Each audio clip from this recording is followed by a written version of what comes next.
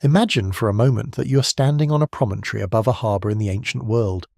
It is early morning, the sun not yet fully risen, and the water below you is alive in a way that modern harbours almost never are.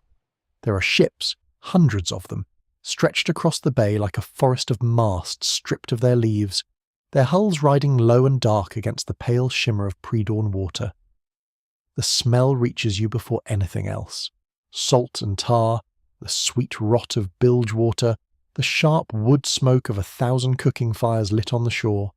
and the sound, not the silence of military order, not the drumbeats of war,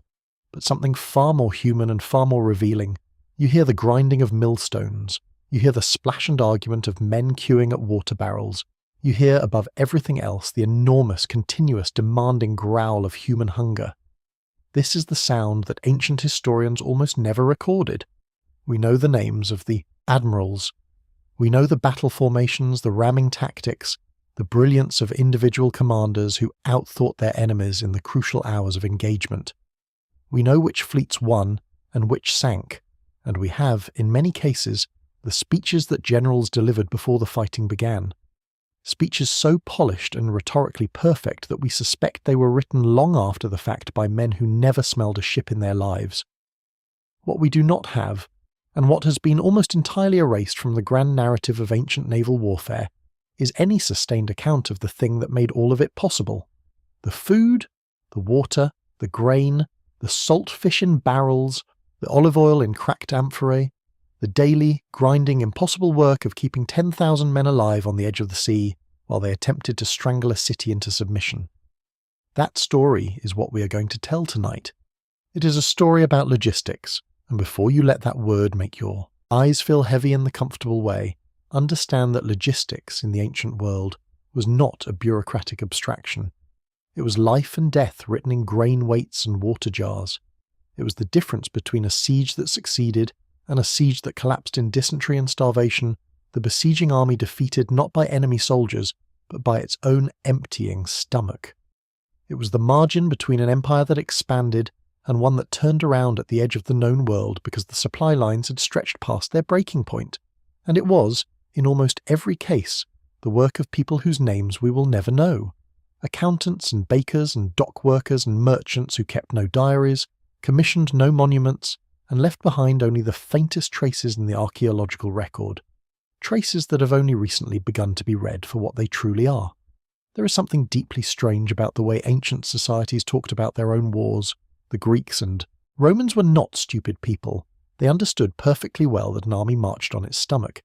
The saying, though usually attributed to Napoleon, captures a reality that every ancient general knew in his bones. They kept records. They issued rations. They had supply officers, logistics trains, grain depots, and water-finding scouts.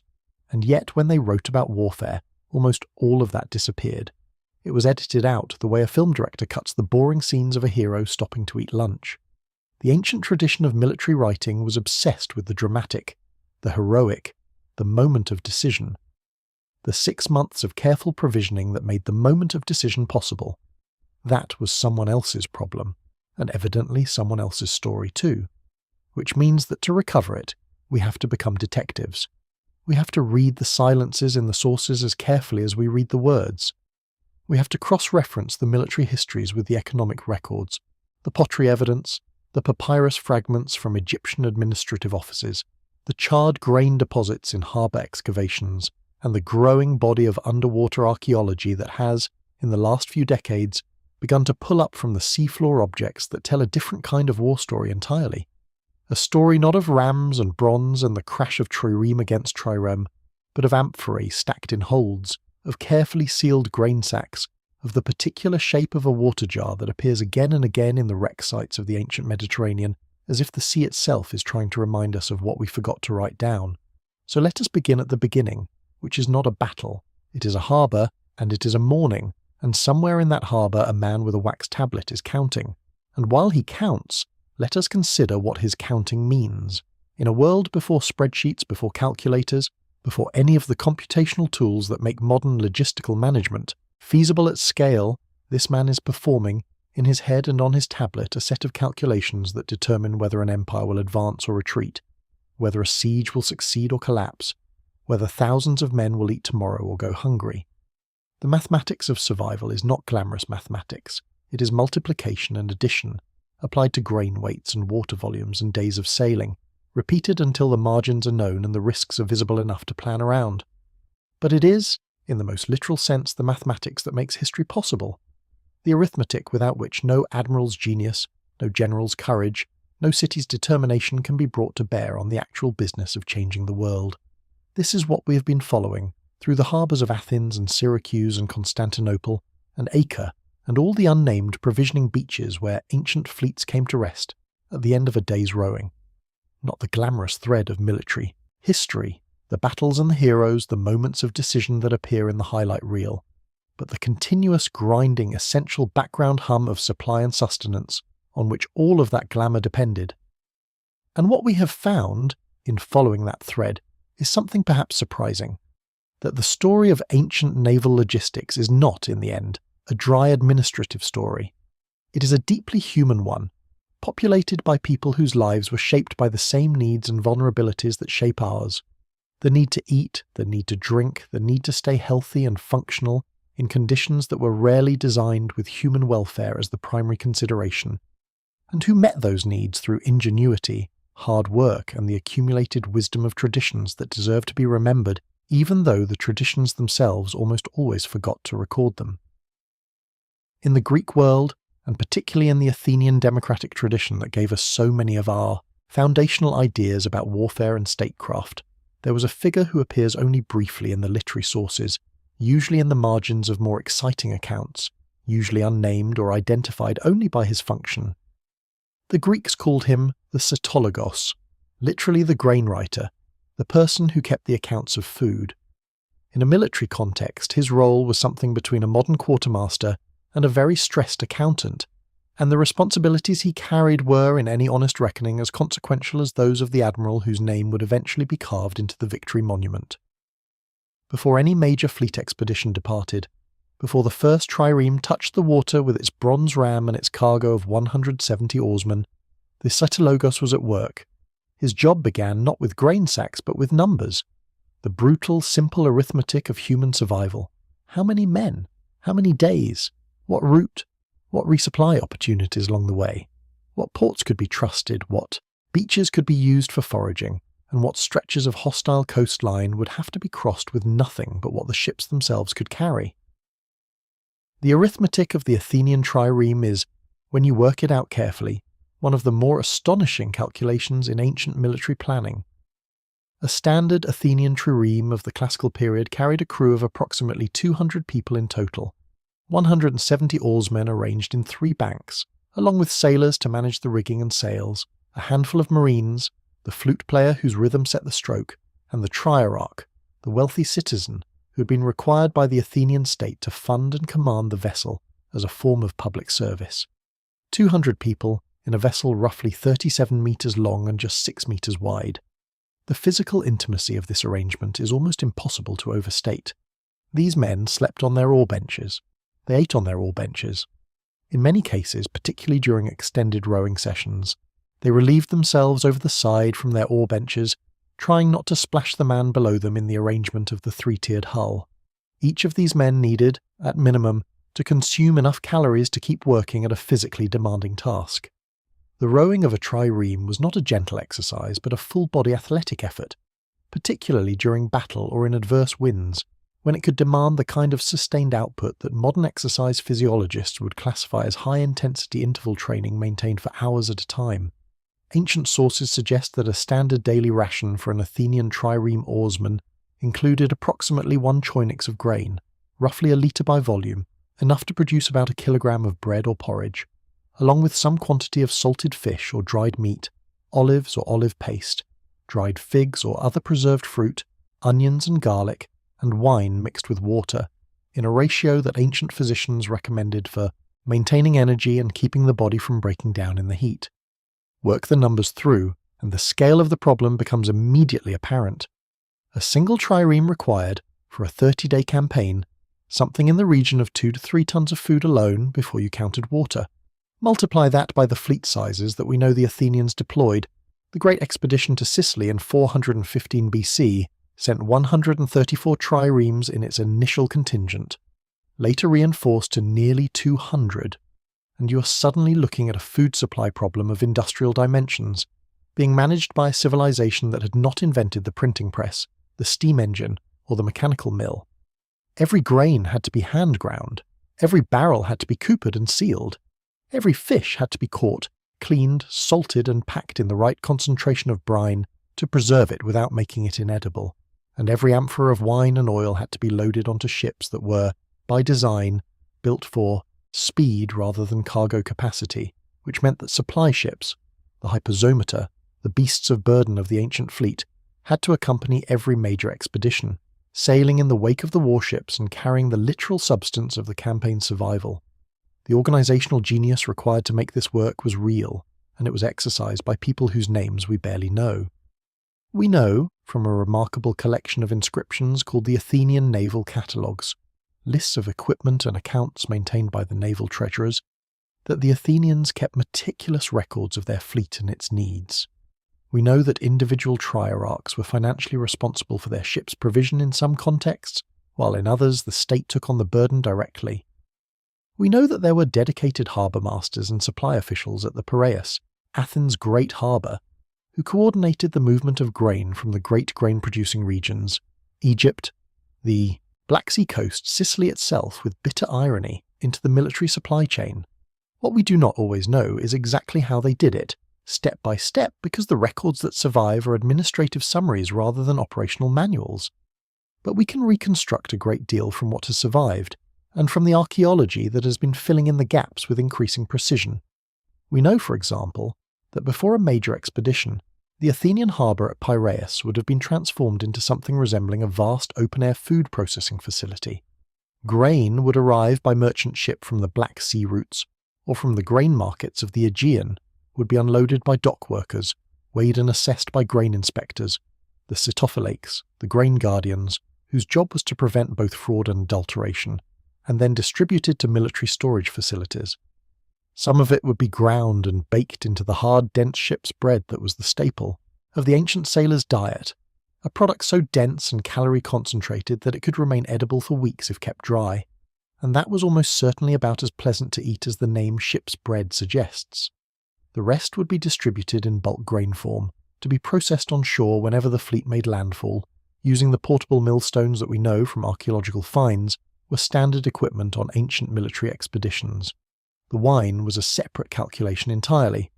Water, as we shall discuss in detail shortly, was the most dangerous supply problem of all, and the ancient solution to the unreliability and danger of fresh water was to mix almost everything drinkable with wine, a practice that had the side effect of giving every ancient fleet a genuinely impressive daily alcohol consumption, though the wine was diluted to a ratio of perhaps 1 part wine to 2 or 3 parts water, producing something closer to a weak, slightly alcoholic fruit juice than anything you would recognize today. The preservation effect of the alcohol and the acidity helped slow the bacterial growth that would otherwise make stored water genuinely dangerous within days in the heat of a Mediterranean summer. Vinegar, posca, was also carried, both as a drink additive and as a disinfectant, and the clay amphorae that carried it left their characteristic residue in so many ancient harbour sites and shipwrecks that we can trace the distribution of military-grade vinegar supply across the ancient Mediterranean, almost like following a thread through a labyrinth. All of this had to be coordinated, checked, loaded, inventoried, and accounted for before the fleet could sail. And the person who held all of those threads was the cytologos, the grain writer, standing in the early morning light with his wax tablet, counting mouths and multiplying by days, trying to ensure that the gap between the food that existed and the hunger that was coming would be closed before. The admiral gave the order to cast off. He almost certainly did not sleep well the night before departure, and there were, alongside the cisterlogos, a constellation of other specialists whose contributions to fleet readiness were equally essential and equally invisible in the literary record. The coopers who made and maintained the water barrels,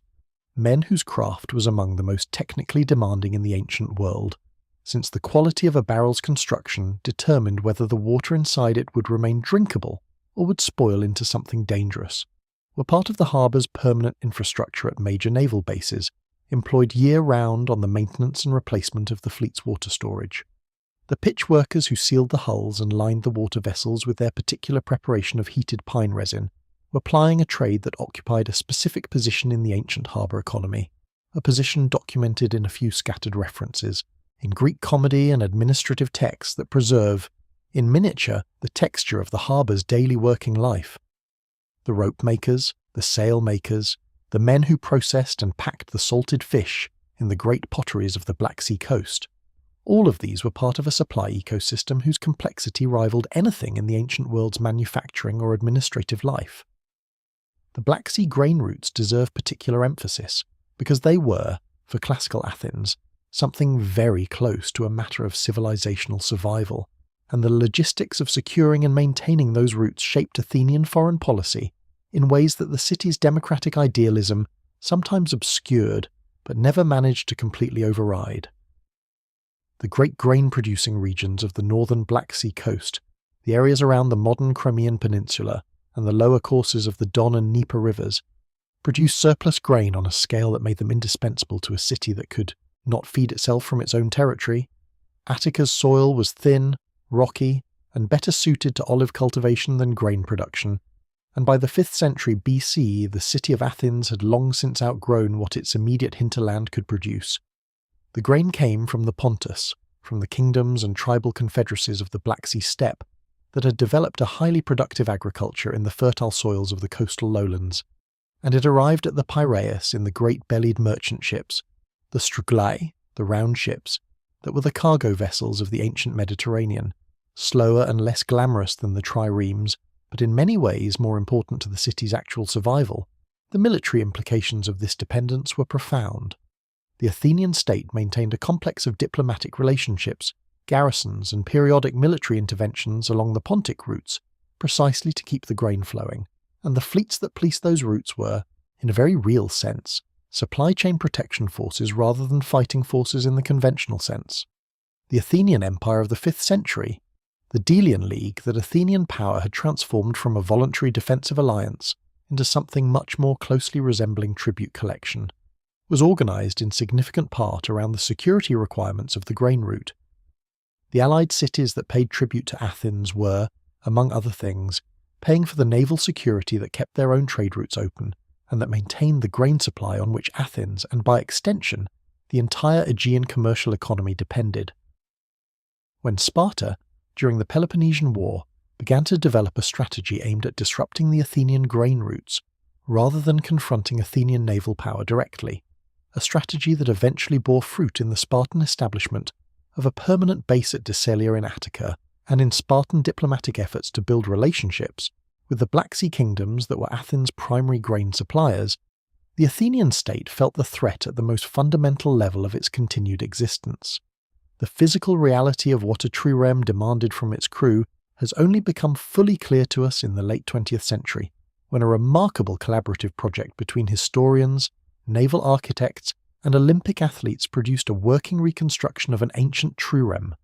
a vessel called the Olympias, built in Greece and tested in the waters of the Aegean in 1987 and subsequent years. The project revealed things about ancient rowing that no amount of textual analysis had been able to determine, because the human body tells its own truth when put to work in a way that ancient texts were not designed to record. The Olympias project used modern volunteers, fit, trained adults, including a number of competitive rowers, to attempt the sustained rowing patterns that ancient sources described. What they discovered was both illuminating and sobering. The oarsmen could maintain top speed for only short bursts, perhaps 20 minutes to half an hour before fatigue became critical. Sustained cruise speed could be maintained for longer, but even at the more moderate pace required for a day's passage, the physical demands were extreme. The volunteers lost weight rapidly, they dehydrated far faster than anticipated, and they were hungry. A persistent, demanding, hard-to-satisfy hunger that modern calorie estimates for ancient rations did not fully account for. More importantly, the project revealed something about the geometry of eating on a trireme that the ancient sources had never bothered to describe, presumably because everyone in the ancient world knew it already, but no one thought to write it down. The interior of a trireme, when fully crewed, left almost no room for anything other than the rowers and their oars. There was no kitchen, there was no stove, there was barely enough. room to stand upright. The cooking arrangements for a trireme crew were, of necessity, entirely shore-based. You did not cook on the ship, you cooked on the beach when you landed, which meant that the trireme's operational pattern was fundamentally shaped by the need to make landfall at least once a day, and preferably twice, to cook, eat, water the crew, and allow the constant physical and psychological demands of trireme life to decompress slightly before the next leg of the journey. This shore landing requirement had enormous strategic implications that historians are only now beginning to fully appreciate. It meant that a trireme fleet was not, as later sailing navies would be, a self-contained unit that could operate independently at sea for extended periods. It was instead an organism with a daily anchor point, a beach, a harbour, a sheltered cove, where it needed to return each evening to perform the basic functions of human existence. The admiral who controlled the sea also had to control the shore. The fleet that could deny its enemy access to provisioning beaches was already halfway to winning, and the fleet that found itself operating in hostile waters with no safe shore within reach as the afternoon lengthened and the fires needed to be lit, was already in serious danger of a different kind of defeat. Not the spectacular destruction of ramming and boarding, but the slow, grinding atrophy of an army that cannot eat.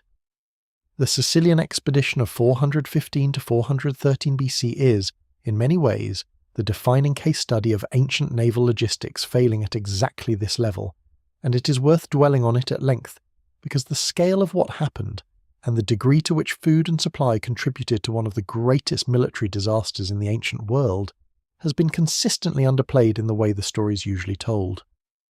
We hear about the brilliant general Nicias, sick and indecisive. We hear about the Athenian fleet's loss of tactical initiative in the harbour of Syracuse. We hear about the final catastrophic retreat through the Sicilian countryside that ended in the complete destruction of what had been the greatest military force Athens had ever assembled. We do not hear nearly enough about the Amphorae. The expedition that left Athens in the summer of 415 BC was not just a military force, it was an entire floating ecosystem of supply and support. The 134 triremes of the initial contingent were accompanied by 130 supply ships, troop transports and cargo vessels, and these support ships carried not just food and water, but everything the expedition would need for what Athenian planners optimistically imagined would be a rapid, decisive campaign. Millstones, medical supplies, timber for repairs, bronze fittings, rope, leather, and the enormous quantities of silver that would be needed to pay for local provisions when the ship's stores ran low. The total number of people involved in the expedition, military, and support personnel, plus the slaves and hired specialists who accompanied every ancient army, has been estimated at something between 25,000 and 40,000 individuals, depending on how generously you count the support tail. This entire mass of humanity had to be fed every day for the duration of a campaign that the Athenians imagined would last perhaps one sailing season, but that ultimately stretched to 2 agonizing years before the final collapse. The initial provisioning was thorough. We know from Thucydides' account that significant quantities of supplies were prepositioned at Corcyra and along the Italian coast before the main fleet arrived, and that the expedition carried 30 days of grain as its initial shipboard supply. But as the campaign stalled outside Syracuse, as the simple conquest that had been planned turned into an attritional siege, the supply situation began to show its deep vulnerabilities. The fundamental problem was geographic. Sicily was not friendly territory. Unlike Persian-controlled Asia Minor, where Athenian forces operating in the 5th century had relatively easy access to Greek cities willing to sell provisions, Sicily was contested ground. The city of Syracuse had powerful allies, Corinth and eventually Sparta, whose military advisor Gylippus arrived in 414 BC and transformed the entire strategic picture. And the Sicilian interior was not a safe foraging zone for an Athenian army whose lines of communication were already dangerously extended. The fleet relied on a supply route from Athens that ran across nearly 1,500 kilometers of sea, a route that passed through waters increasingly patrolled by hostile forces as Sparta entered the war more aggressively and Corinthian ships began to contest the western approaches. Meanwhile, inside the Athenian camp outside Syracuse, the daily reality of feeding 25,000 or more people was becoming a crisis in slow motion. Local supplies were being exhausted. The expeditions sent into the countryside to forage were returning with less and less. The grain ships from Athens were arriving irregularly, delayed by weather and enemy action, and the men who were supposed to be rowing the triremes, men whose peak physical performance was the entire basis of Athenian naval strategy, were slowly weakening from inadequate nutrition, from the particular diseases that flourished in large military encampments near water, and from the psychological corrosion of a campaign that had stopped making sense. It is worth pausing here to examine in more detail what inadequate supply actually meant in the daily lived experience of a man who was supposed to be rowing a trireme into battle. The trireme oarsman of the classical period was not a slave chained to his bench, as Victorian historical imagination persistently depicted him. That image belongs to the Roman galley of the later period, a different vessel entirely, and even there the picture is more complicated than popular history allows. The Athenian trireme oarsman was, in many cases, a citizen, or at least a free man, one of the thetes, the lowest property class of Athenian citizens, who found in the fleet one of the primary means by which Athens' democratic ideology translated into economic reality, since the navy paid its oarsmen a daily wage that was, in good years, one of the more reliable forms of income available to a man without land or craft skills. In other cases, he might be a metic, a resident foreigner, ineligible for citizenship but contributing to the city's military capacity, or even, in times of particular need, a slave whose master had been induced by a combination of patriotism and payment to lend his human property to the state's naval requirements. This mixed, civilian-drawn workforce had a very different relationship to its own physical condition than a professional military force might have had. These men knew what they needed to perform their work. They had been doing it long enough to understand the relationship between what they ate and how hard they could row, and when the food was insufficient or of poor quality, they said so loudly and with the particular frankness of men who retained enough political rights to make their displeasure known. Athenian naval history is punctuated by crew complaints about pay and rations,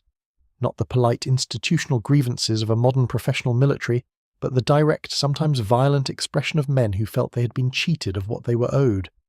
The trireme oarsmen who staged what amounted to work stoppages during extended campaigns, who sent delegations to their trierarchs demanding better or more food, who threatened to refuse to row if the promised supplies did not arrive.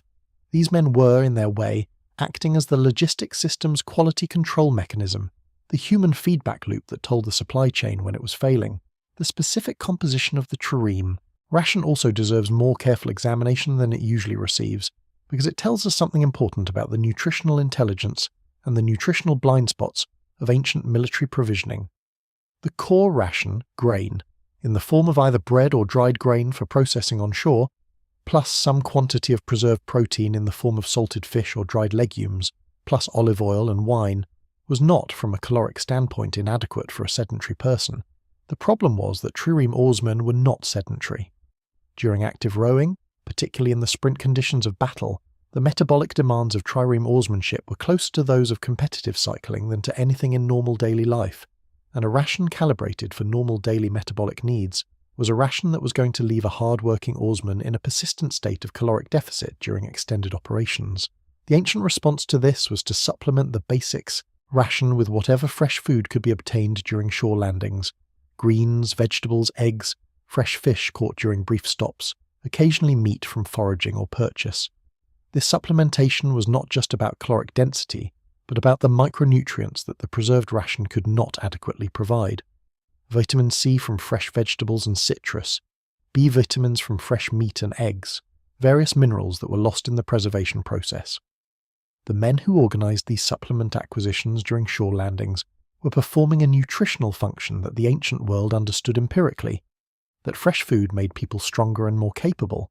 without having any theoretical framework for what they were doing. They were, in the most practical and unself-conscious way, managing the fleet's nutritional health. The final Athenian defeat in the harbour of Syracuse in 413 BC, when the Syracusan fleet blocked the harbour entrance and trapped the Athenian ships in a confined space where their superior seamanship could not save them,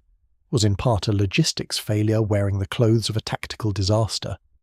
The Athenian oarsmen, who should have been the finest fighting sailors in the ancient world, were weakened, hungry, and demoralized after months of inadequate supply. The ships themselves were in poor repair, their hulls fouled by long anchorage in ways that reduced their speed and maneuverability.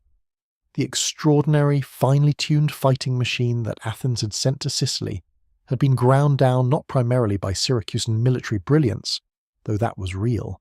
but by the invisible, relentless arithmetic of consumption that no ancient historian thought worth recording in full. If grain was the body of an ancient fleet's logistics system, water was its blood. And blood, as every ancient physician understood, was the substance whose loss killed fastest. You could manage hunger for days before it became operationally dangerous. Water was another matter entirely.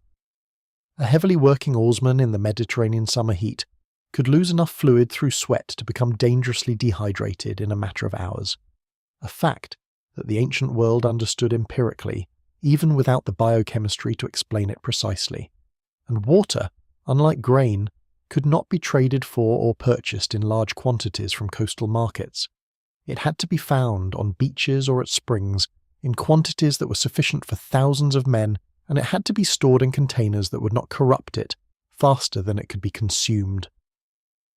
The storage problem alone was formidable. Clay amphorae, the standard containers of the ancient world for nearly everything liquid, were porous enough that their interiors needed to be coated with pine pitch or similar sealants to hold water without significant loss to evaporation. Even sealed properly, water stored in amphorae in the hold of a ship that was making any headway against a sea would slosh, warm, and begin to develop the bacterial populations that turned it from a life-sustaining fluid into a source of the dysentery and typhoid-like illnesses that killed more ancient soldiers than all the bronze weapons ever forged. The Greeks and Romans had empirical methods for improving stored water quality, adding silver coins or silver vessels, which we now understand had genuine antimicrobial effects, or treating the water with pine resin, which created an inhospitable chemical environment for many common waterborne bacteria. But these were ameliorative measures rather than solutions. They slowed the decay of stored water rather than preventing it, and in the conditions of a long siege on a supply ship that had been at sea for weeks, they were often insufficient. The result was that fresh water supply was the single most important determinant of where an ancient fleet could go and how long it could stay. We see this constraint shaping strategic decisions at every level of ancient naval history, though it is rarely discussed as a primary cause. The Persians, planning their invasion of Greece in 480 BC, spent years pre-positioning water supplies, specifically digging wells along the route their fleet would follow down the Aegean coast. This was not a minor logistical footnote. It was a strategic imperative that required years of preparation by a labour force that we have largely forgotten. Herodotus mentions the wells in passing.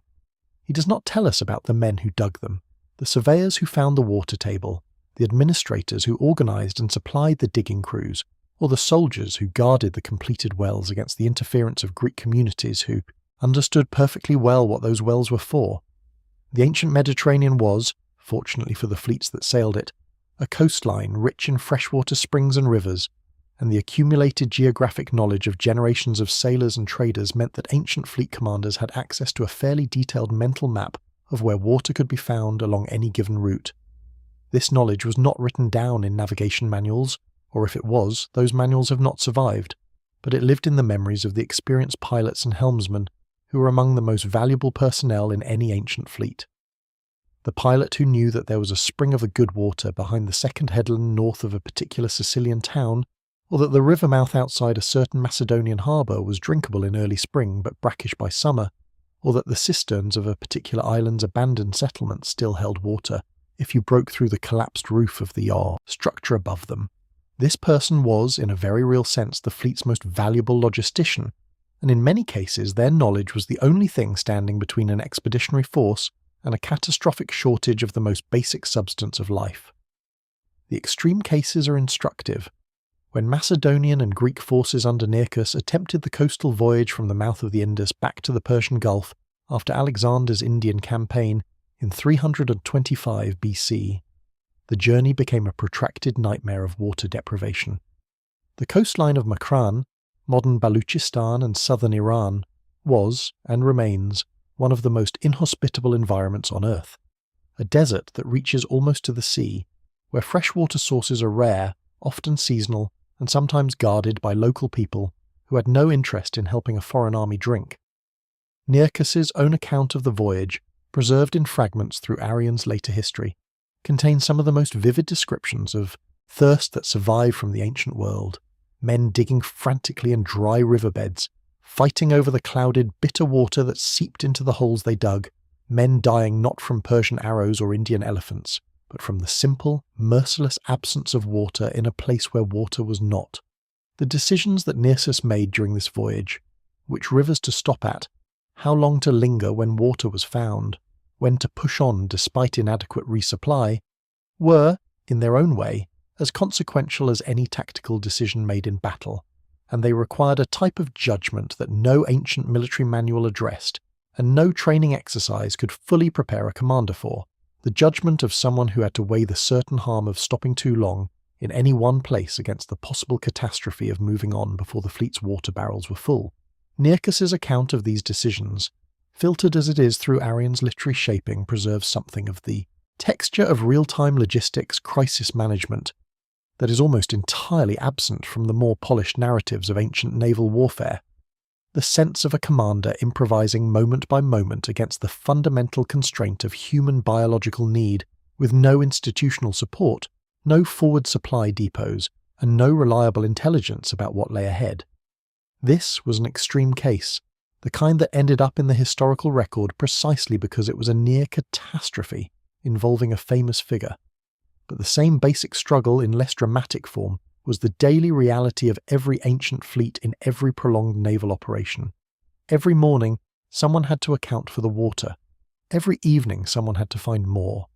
And the admiral who thought only about his battle plans and forgot to think about his water plans was, in the ancient world as in any other, a man who was setting himself up for a defeat that would feel mysterious and inexplicable to the historians who wrote about it afterward, because no one would think to mention that the fleet lost because the men were too thirsty to row.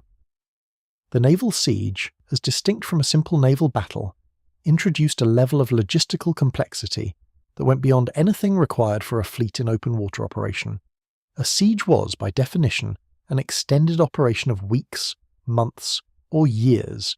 during which a naval force had to simultaneously maintain its fighting capacity, secure the waters around a target city, prevent resupply from reaching the besieged, and sustain its own enormous daily requirements of food, water, and material without either the freedom of movement that open ocean operations allowed or the fixed infrastructure of a home port. The naval besieging force was caught in a middle condition that was, in purely logistical terms, extremely uncomfortable, mobile enough to require constant resupply, but stationary enough to be vulnerable to the supply disruptions that any competent defender would attempt. The Persian Empire, which for most of the 5th century BC represented the world's most sophisticated military logistics organization, understood this problem better than almost anyone in the ancient world, and their approach to it produced supply systems of a complexity and scale that archaeologists are still working to fully understand. The preparations for Xerxes' invasion of Greece in 480 BC are the best documented example of ancient military logistics in the pre-Roman period, and even the partial account that Herodotus gives us is staggering in its ambition and organizational reach. Herodotus tells us that Xerxes' preparations began years in advance and involved the systematic pre-positioning of food supplies at key points along the intended line of march and sailing. Depots were established at Lusacte and at Tyrodiza in Thrace, and the scale of what was stored at these locations, grain, wine, oil, salted meat, was enormous even by the standards of what we know about ancient food storage. More importantly, the supply chain was not simply a matter of accumulating food and waiting for the army to arrive. It was a dynamic system that had to match the pace of the advancing force, ensure that supplies were neither so far ahead of the army as to be unusable nor so far behind as to leave gaps, and manage the competing demands of the land army and the fleet that accompanied it. The fleet in particular presented a distinctive challenge. Xerxes' naval force, which ancient sources place at somewhere between 600 and 1,200 triremes and supporting vessels, though most modern historians treat these numbers with considerable skepticism and suggest something like 400 to 600 fighting ships as more realistic, was sailing down the Aegean coast in close coordination with the land army moving through Thrace and Macedonia. The coordination required was not just tactical but logistical. The fleet and the army were drawing on the same supply depots, competing for the same harbour access, and creating a demand spike that moved along the coastline like a slow wave, consuming in days what had taken months to accumulate. The Persian system for managing this demand was hierarchical and regional. Provincial governors, the satraps whose administrative authority ran the vast territories of the empire, were responsible for ensuring that the depots in their territory were stocked and ready, and they deployed their own administrative officials, their own transport networks of pack animals and boats, and their own labourers and specialists to fulfil this obligation. The result was a supply system that was decentralised enough to be resilient to local failures. If one depot was depleted faster than expected, the next was usually close enough to cover the gap, but centralised enough in its direction that the overall plan could be maintained against the chaotic reality of a massive military movement. What we do not have, and what would be invaluable, is any detailed account of how the Persian system handled the specific challenges of naval provisioning during siege operations. We know that Persian fleets participated in sieges, the sieges of Miletus and Eretria, the various attempts to reduce Greek island communities, but the logistical records of these operations have not survived, and the Persian administrative tradition, while producing an enormous volume of documentation in the form of the Persepolis fortification tablets and similar archives, has given us an economic and administrative picture of the empire's interior that does not extend to detailed naval operational records. The tablets tell us how much grain went to which work gangs at Persepolis. They do not tell us how much wine was shipped to the fleet at Doriscus in 480 BC, or who was responsible for ensuring that the water barrels on the triremes of the Phoenician squadron were filled before the fleet rounded the promontory of Athos. We are left, therefore, to reason from the architecture of the system, from what we know about Persian administrative practice, from the logistical requirements we can calculate from fleet size and campaign duration, and from the physical evidence of supply depot sites along the route, to construct a picture of what the Persian supply chain must have looked like, even though we cannot describe it in the same forensic detail that we can describe, say, the Athenian grain market or the Roman grain dole. The Persepolis fortification tablets, a remarkable archive of administrative documents from the royal centre of the Persian Empire, thousands of clay tablets inscribed in Elamite that record the distribution of food rations to workers, officials, travellers, and military personnel at Persepolis and along the royal road network,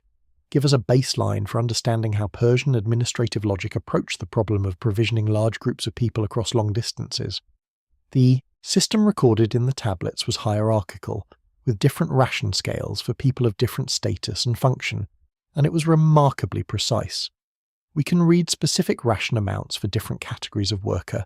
the distances over which supplies were transported, and the administrative chain of accountability that ran from the individual ration recipient up through local supervisors to the central royal administration.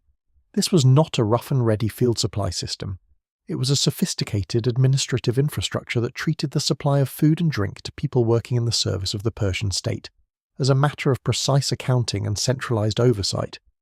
The challenge of scaling this system to the needs of a naval expedition of the size Xerxes mounted is one that we can appreciate even without full documentation. A fleet of 400 to 600 warships, each with a crew of 200 plus the support vessels, the land army marching in, parallel, and the enormous logistical tail of handlers, servants, and specialists that accompanied both. This was a population of several 100,000 people, by conservative estimates, moving along a route that stretched from Sardis in western Anatolia to the plains of Boeotia in central Greece, a distance of more than 1,000 kilometres over land, and nearly as much again by the sea route that the fleet followed. The food requirements of this movement, not for a single day, but for the months of the campaign, were in absolute terms among the largest logistical challenges that the ancient world had ever attempted. That the campaign reached Greece at all, and that it succeeded in overrunning mainland Greece as far as Athens before the naval defeat at Salamis began to unravel its strategic coherence, was in significant part a testament to the effectiveness of the Persian supply system, rather than merely to the military prowess of the forces it supported, and what the story of that supply system reveals, even in its incomplete form, is a level of organizational sophistication that the ancient historians who wrote about Persian military power, writers who were, almost without exception, Greeks who had every reason to frame Persia as a kind of magnificent but fundamentally barbaric power, consistently underplayed in favour of more culturally comfortable narratives about Persian excess and Greek virtue. The Persians' logistics were not the logistics of a barbaric horde. They were the logistics of an administrative empire that had been thinking about large-scale supply management for longer than the Greeks had been writing history. And when that logistics system failed, as it ultimately did in the aftermath of Salamis, when Xerxes' fleet was broken and the land army suddenly cut off from its naval supply flank, began the difficult retreat northward through a landscape it had not bothered to cultivate on the way down. The failure was not one of concept but of execution at the margins, the kind of failure that happens when a system designed for a specific plan encounters conditions that the plan did not anticipate. The Romans learned from everyone, and what they learned about logistics they eventually systematized with a particular Roman genius for turning ad hoc practice into institutional architecture. The Roman approach to feeding their fleet was not invented from scratch.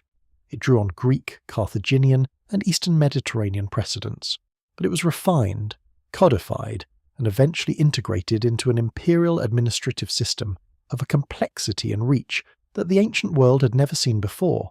The central institution of a Roman food supply was the annona, literally the annual harvest, but in practice the entire system by which the Roman state ensured the supply of grain to Rome and increasingly to the Roman military. The annona began as a mechanism for managing the city of Rome's food supply, a system of grain purchase, storage and distribution that dated back at least to the 2nd century BC, and that was progressively elaborated through the late Republic and early Empire into one of the most complex administrative structures in the ancient world. It eventually acquired its own god, Annona, depicted on coins with a cornucopia and a ship's prow, perhaps the most honest advertisement in all of Roman state religion for the maritime foundations of Roman power, and its own administrative bureaucracy, the Praefectus Annonae, whose office managed not just the city's grain supply but the entire grain logistics of the empire. For the Roman fleet, the Annona system provided a structural framework that was, in many ways, superior to anything that had preceded it.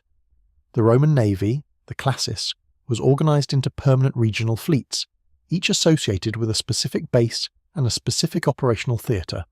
The classis Missinensis at Misenum, the classis Ravenatis at Ravenna, the classis Syriaca, the classis Britannica. These were not the temporary expeditionary forces of the Greek world, but permanent institutional presences with fixed infrastructure, fixed administrative organizations, and fixed supply relationships with the surrounding regions. A fleet with a permanent base had something the expeditionary trireme fleet never had: the ability to develop long-term supply contracts, to invest in storage infrastructure, to accumulate the reserves that allowed operations to continue even when the immediate harvest had been poor or the supply routes had been temporarily disrupted. The supply of the fleet at Actium in 31 BC, the battle that ended the Roman civil wars and established Augustus as the undisputed master of the Mediterranean world, is a particularly instructive case because it represents the logistical confrontation between two different models of naval supply. Octavian's forces, operating with the full institutional weight of Roman administrative infrastructure behind them and with secure access to the grain-producing regions of Africa and Egypt through his alliance with and eventual control over those regions, were operating on interior lines with a supply system that was, by the standards of the time, extraordinarily well organized. Mark Antony's forces, despite their nominal access to the resources of the Eastern Mediterranean and Egypt's legendary grain wealth, were operating in a supply situation that had become progressively more difficult as the campaign extended,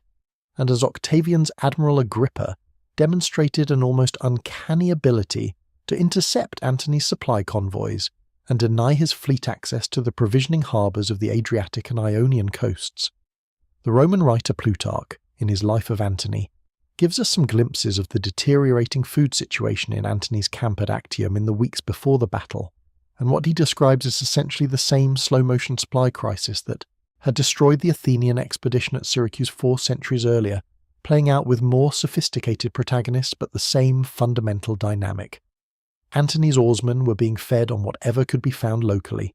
in some cases on grain made from the roots of a local plant, ground into a flour that was nutritionally marginal, and according to Roman medical opinion, not ideal preparation for the sustained physical demands of naval battle. His ships sat in the harbour while disease, almost certainly related to the poor water and inadequate food of an extended encampment in the malarial marshes of the Ambracian Gulf, reduced his effective fighting force week by week. When the Battle of Actium finally came, in September of 31 BC, what Antony faced was not just Agrippa's tactical brilliance and Octavian's political shrewdness, but the cumulative physical degradation of a fleet that had been losing its supply war for months. Augustus, having won his war in part through logistical mastery, was not slow to recognize what had given him his victory. His reorganization of the Roman state gave enormous institutional importance to supply infrastructure, and the fleet was one of the primary beneficiaries. The naves frumentarii, the grain ships of the Roman navy, a category of vessel that appears in inscriptions and administrative records as a distinct class of military logistical support, became a permanent and essential part of Roman naval organization, recognized not as an afterthought to the fighting ships, but as a component of military power in their own right. The men who served on these ships, the men who administered the supply depots, the freedmen and slaves who worked the grain warehouses at Ostia and Puteoli, these were, in the Roman administrative imagination, part of the military system, and their service was valued accordingly. There was another arm of Roman logistics whose naval role has only been fully appreciated in recent decades, and that was the organization known as the frumentarii. Originally, as their name suggests, they were grain collectors, soldiers tasked with gathering and distributing grain in forward areas during campaign. By the height of the Roman Empire, however, the frumentarii had evolved into something considerably more complex. A corps that combined supply management with courier functions, intelligence gathering, and a degree of surveillance and political oversight that made them, by the 3rd century AD, something uncomfortably close to a secret police. Their relevance to naval logistics lay in their role as the nervous system of the supply chain, the people who moved between the production regions, the storage facilities, the fleet bases, and the operational areas, carrying not just grain accounts, but information about conditions, threats, and opportunities that allowed the Roman military supply system to respond to changing circumstances with a speed and flexibility that no purely static administrative structure could match. When the Western Roman Empire finally ceased to function as a coherent administrative unit in the 5th century AD, the Eastern Empire, what we call Byzantium, though its inhabitants called themselves Romans and believed themselves to be the unbroken continuation of the Roman state, inherited both the institutional structures of Roman logistics and the strategic situation that made those structures necessary. Byzantium sat at the crossroads of 3 continents, surrounded by enemies on land and dependent on sea lanes for its survival, in ways that even Rome at its height had not been. The Byzantine relationship with maritime logistics was, if anything, more intimate and more existential than the Roman one had been, and the Byzantine military system reflects this in some of its most distinctive and least well understood features. The Byzantine fleet of the Middle Period, roughly from the 7th to the 12th century, was organized around the theme system, the great administrative and military districts that divided the empire, and that were each responsible for maintaining a certain quota of troops, ships, and critically, supplies. Each maritime theme had its own drungarios tou ploimou, the admiral of the theme fleet, but alongside this naval commander sat an administrative structure that was responsible for the supply and maintenance of the fleet, a structure that drew directly on the Roman Annona tradition, while adapting it to the much more precarious circumstances of an empire that was, for much of this period, fighting for its existence on multiple fronts simultaneously. The most famous logistical achievement of the Byzantine fleet was not a battle plan or a tactical innovation, but a weapon: Greek fire. The precise formula for Greek fire remains one of history's most tantalizing unsolved puzzles. We know it was an incendiary liquid that could burn on water, that it was projected through bronze siphons, that it terrified enemies in a way that conventional fire weapons did not, and that its creation was attributed to a Syrian engineer named Callinicos, who brought the recipe to Constantinople around 672 AD. What we know less about, and what is logistically fascinating, is the supply chain that supported this weapon. Greek fire was not a simple substance, whatever its precise chemical composition, and theories range from naphthalene-based compounds found in the natural seeps of the Caucasus region to more complex distilled products. It required specialized production, careful handling and storage, and a distribution system that could move it from wherever it was made to the ships that deployed it, without the catastrophic failures that an incorrectly handled incendiary stored in a wooden ship's hold would inevitably produce. The siege of Constantinople from 674 to 678 AD, the first great Arab naval siege of the Byzantine capital, an operation that would last, with seasonal interruptions for nearly 5 years, provides the most famous illustration of Greek fire in action, and also, if you look carefully at the available sources, a remarkable case study in the collision of two very different logistical systems. The Arab forces commanded by Muawiyah, the Umayyad Caliph, had assembled a fleet that was, by any reasonable estimate, the most powerful naval force ever assembled in the Arab world to that date, a force drawing on the shipbuilding traditions and maritime expertise of the Syrian, Egyptian and Cypriot populations that had come under Arab rule in the preceding decades of astonishing conquest. What they did not have, because no one in the Arab world had needed it before, was a supply system designed for a multi-year naval siege in northern waters against a fortified city with a fighting navy of its own.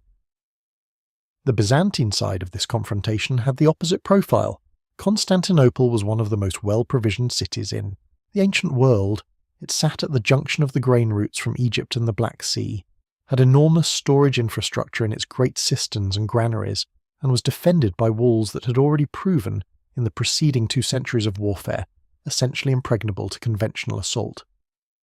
The Byzantine fleet that sortied against the Arab besiegers was well fed, well maintained, operating from a fixed base with secure resupply, and carrying a weapon that the Arabs had never encountered and could not immediately counter.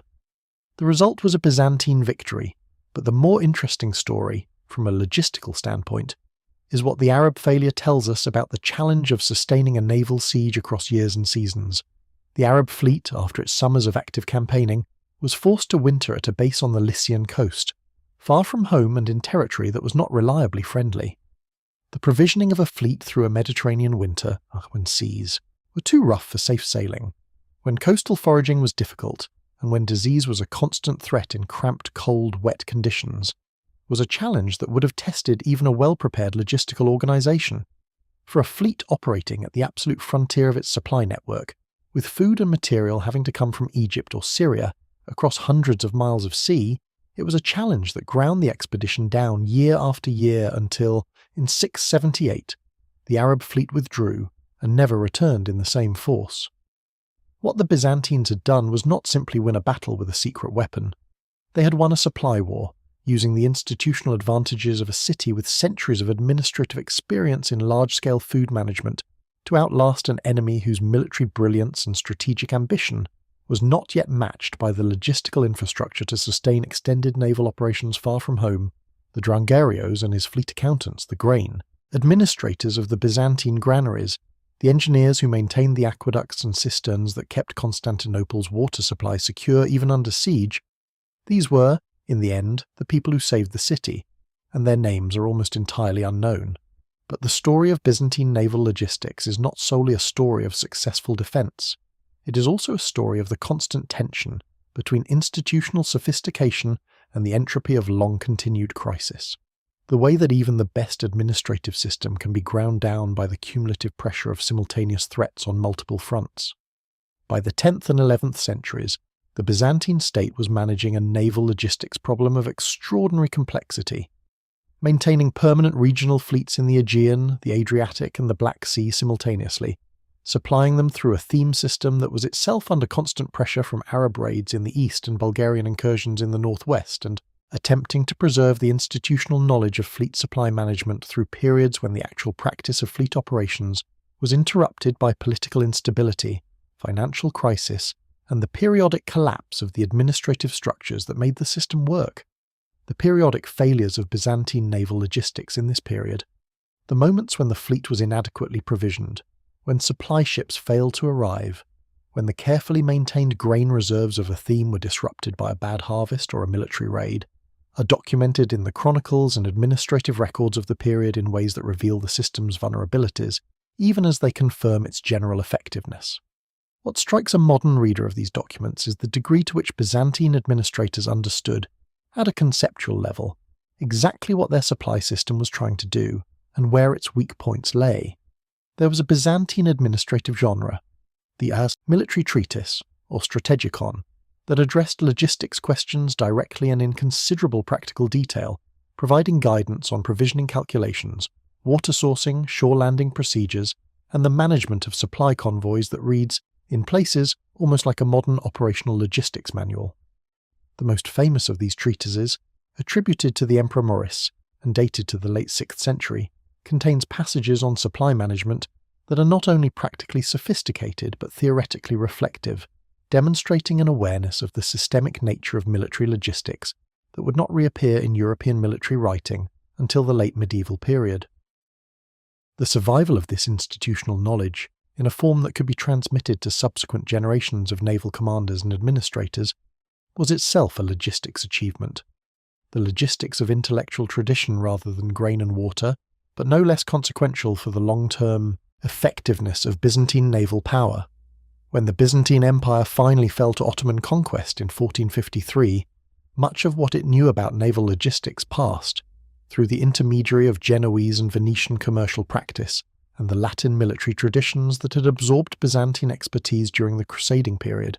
into the mainstream of European maritime culture, where it continued to inform the development of naval supply systems long after the civilization that had developed it ceased to exist. The story of the early Arab fleets is, from a logistics standpoint, one of the most remarkable stories in the history of naval warfare, a story of a people who had essentially no maritime tradition learning within the space of 2 or 3 decades to project military power across the sea with a speed and effectiveness that astonished their contemporaries and has continued to astonish historians ever since. The Arab conquests of the 630s and 640s had given the early Islamic State control over the coastlines of the Levant, Egypt, and eventually North Africa, coastlines that had been part of the maritime world of the Mediterranean for millennia, and that came equipped, as it were, with the physical and human infrastructure of that world. The shipyards of Alexandria, the harbours of Acre and Tyre and Caesarea, the experienced sailors of the Coptic and Syrian Christian communities that came under Arab rule, all of these became, almost overnight, the building blocks of an Arab naval power that did not exist as a going concern at the beginning of the 7th century, and that was capable of contesting the sea lanes of the eastern Mediterranean before the century was half done. But the building blocks were not the same thing as the institutional knowledge that held them together. The early Arab commanders who were given responsibility for these fleets, men like Muawiyah ibn Abi Sufyan in Syria and Abdullah ibn Sa'd in Egypt, were, by the account of all our sources, primarily land commanders. They had been formed by the campaigns of the early conquests, by the desert logistics of mobile cavalry warfare, by the supply systems appropriate to armies that moved fast across landscapes that were already to some extent familiar territory. The sea was another thing entirely, and the specific challenges of naval logistics, the different relationship to water and food, the requirement for shore-based cooking in a vessel type that had no galley space, the seasonal constraints on sailing, the maintenance requirements of a wooden hull in salt water, were not things that the desert mind, however brilliant at land warfare logistics, could simply transfer to the maritime domain by analogy. What the Arab commanders did, with what looks in retrospect like remarkable practical intelligence, was rely heavily on the expertise of the populations they had conquered, while simultaneously adapting the supply principles they already understood to the new medium. The Arab logistics tradition, shaped by the realities of desert warfare, where you could carry only what you could transport on the back of a camel, and where the ability to live off the land through calculated raiding was as important as pre-positioned supply, was in some ways well suited to the particular challenges of naval siege warfare, where carrying capacity was similarly constrained, and where the ability to exploit the resources of coastal territories through raids and foraging, expeditions was an important supplement to the formal supply chain. The Arab siege of Rhodes in the 600s and 50s AD provides a useful early case study. Rhodes was a wealthy island with a long maritime tradition, sitting astride one of the most important sea routes in the Mediterranean, and its conquest was a strategic objective that the early Arab state pursued with considerable determination. The siege logistics that we can reconstruct from fragmentary sources suggest a system that drew simultaneously on Egyptian granaries for base supply, on local coastal provisioning through a combination of purchase and coercion, and on a network of allied or sympathetic communities along the Syrian and Palestinian coasts that could provide the support functions, ship repair, water supply, fresh food, that a fleet operating far from its primary base needed. The specific details of how the Arab supply system for this operation was organised are lost to us, but the outcome, a successful siege and the eventual Arab control of the island, suggests that the system worked well enough to sustain the operation to its conclusion. The contrast between the relatively successful logistics of the Rhodian operation and the eventual failure of the Constantinople sieges reveals something important about the relationship between logistics and strategic depth in naval operations. Rhodes was close to the Arab supply base in Syria and Egypt, close enough that regular resupply was feasible even with the maritime technology of the 7th century. Constantinople was much farther away, at the end of a supply line that stretched across the breadth of the eastern Mediterranean, and that was being contested by a Byzantine fleet that had no intention of making things easy. The contrast between the relatively successful logistics of the Rhodian operation and the eventual failure of the Constantinople sieges reveals something important about the relationship between logistics and strategic depth in naval operations. Rhodes was close to the Arab supply base in Syria and Egypt, close enough that regular resupply was feasible even with the maritime technology of the 7th century. Constantinople was much farther away, at the end of a supply line that stretched across the breadth of the eastern Mediterranean, and that was being contested by a Byzantine fleet that had no intention of making things easy.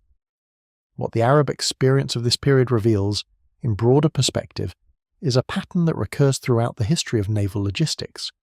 the asymmetry between the speed with which military ambition can conceive of an operation and the time required to build the logistical infrastructure to support it. The Arab conquests of the 630s and 640s had moved with breathtaking speed precisely because they operated in a domain,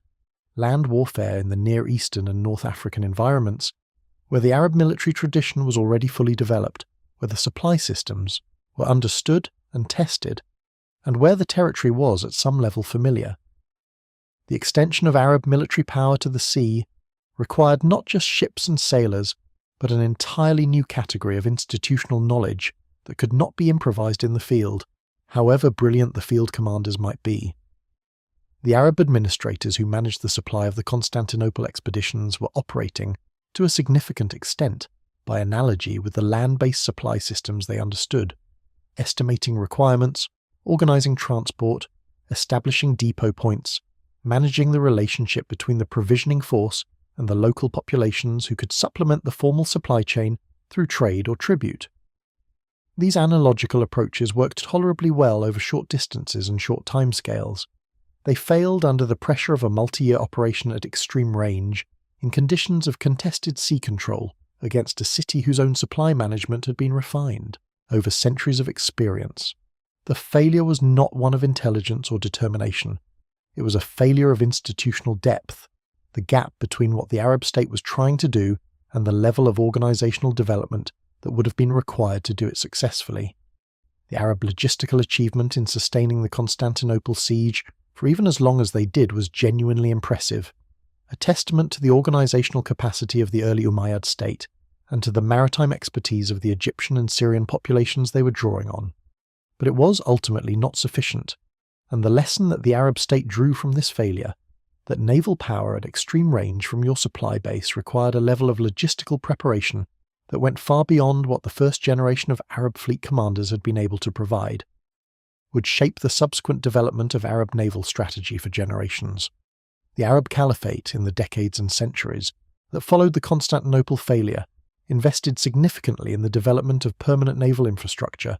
shipyards at established coastal locations, grain depots and water storage facilities at key harbour sites, and the kind of administrative organisation for naval supply that the early expeditionary commanders had been forced to improvise from scratch. The result was a more capable and more sustainable Arab naval power that, in the 9th and 10th centuries, managed to maintain effective operations across much of the central Mediterranean, including the conquest and long-term occupation of Sicily,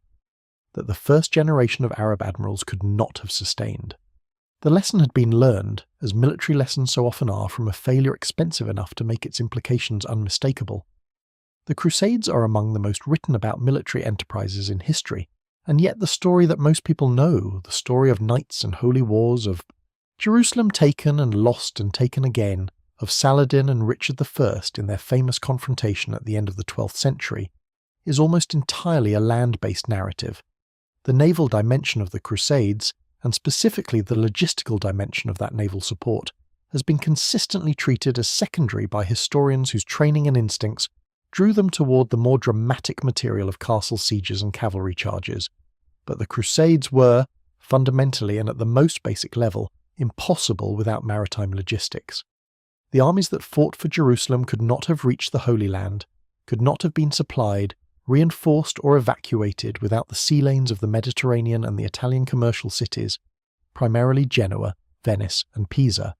that controlled those sea lanes and managed the supply systems that ran along them. The relationship between the crusading states and the Italian merchant republics was one of the most complex and revealing supply relationships in medieval history, and it is worth understanding in some detail because it illuminates a truth about ancient and medieval logistics that applies equally well to the Athenian grain clerks and the Roman frumentarii.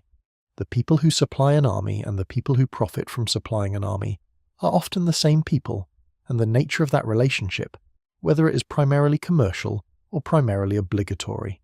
whether the supplier has leverage over the commander or the commander has leverage over the supplier,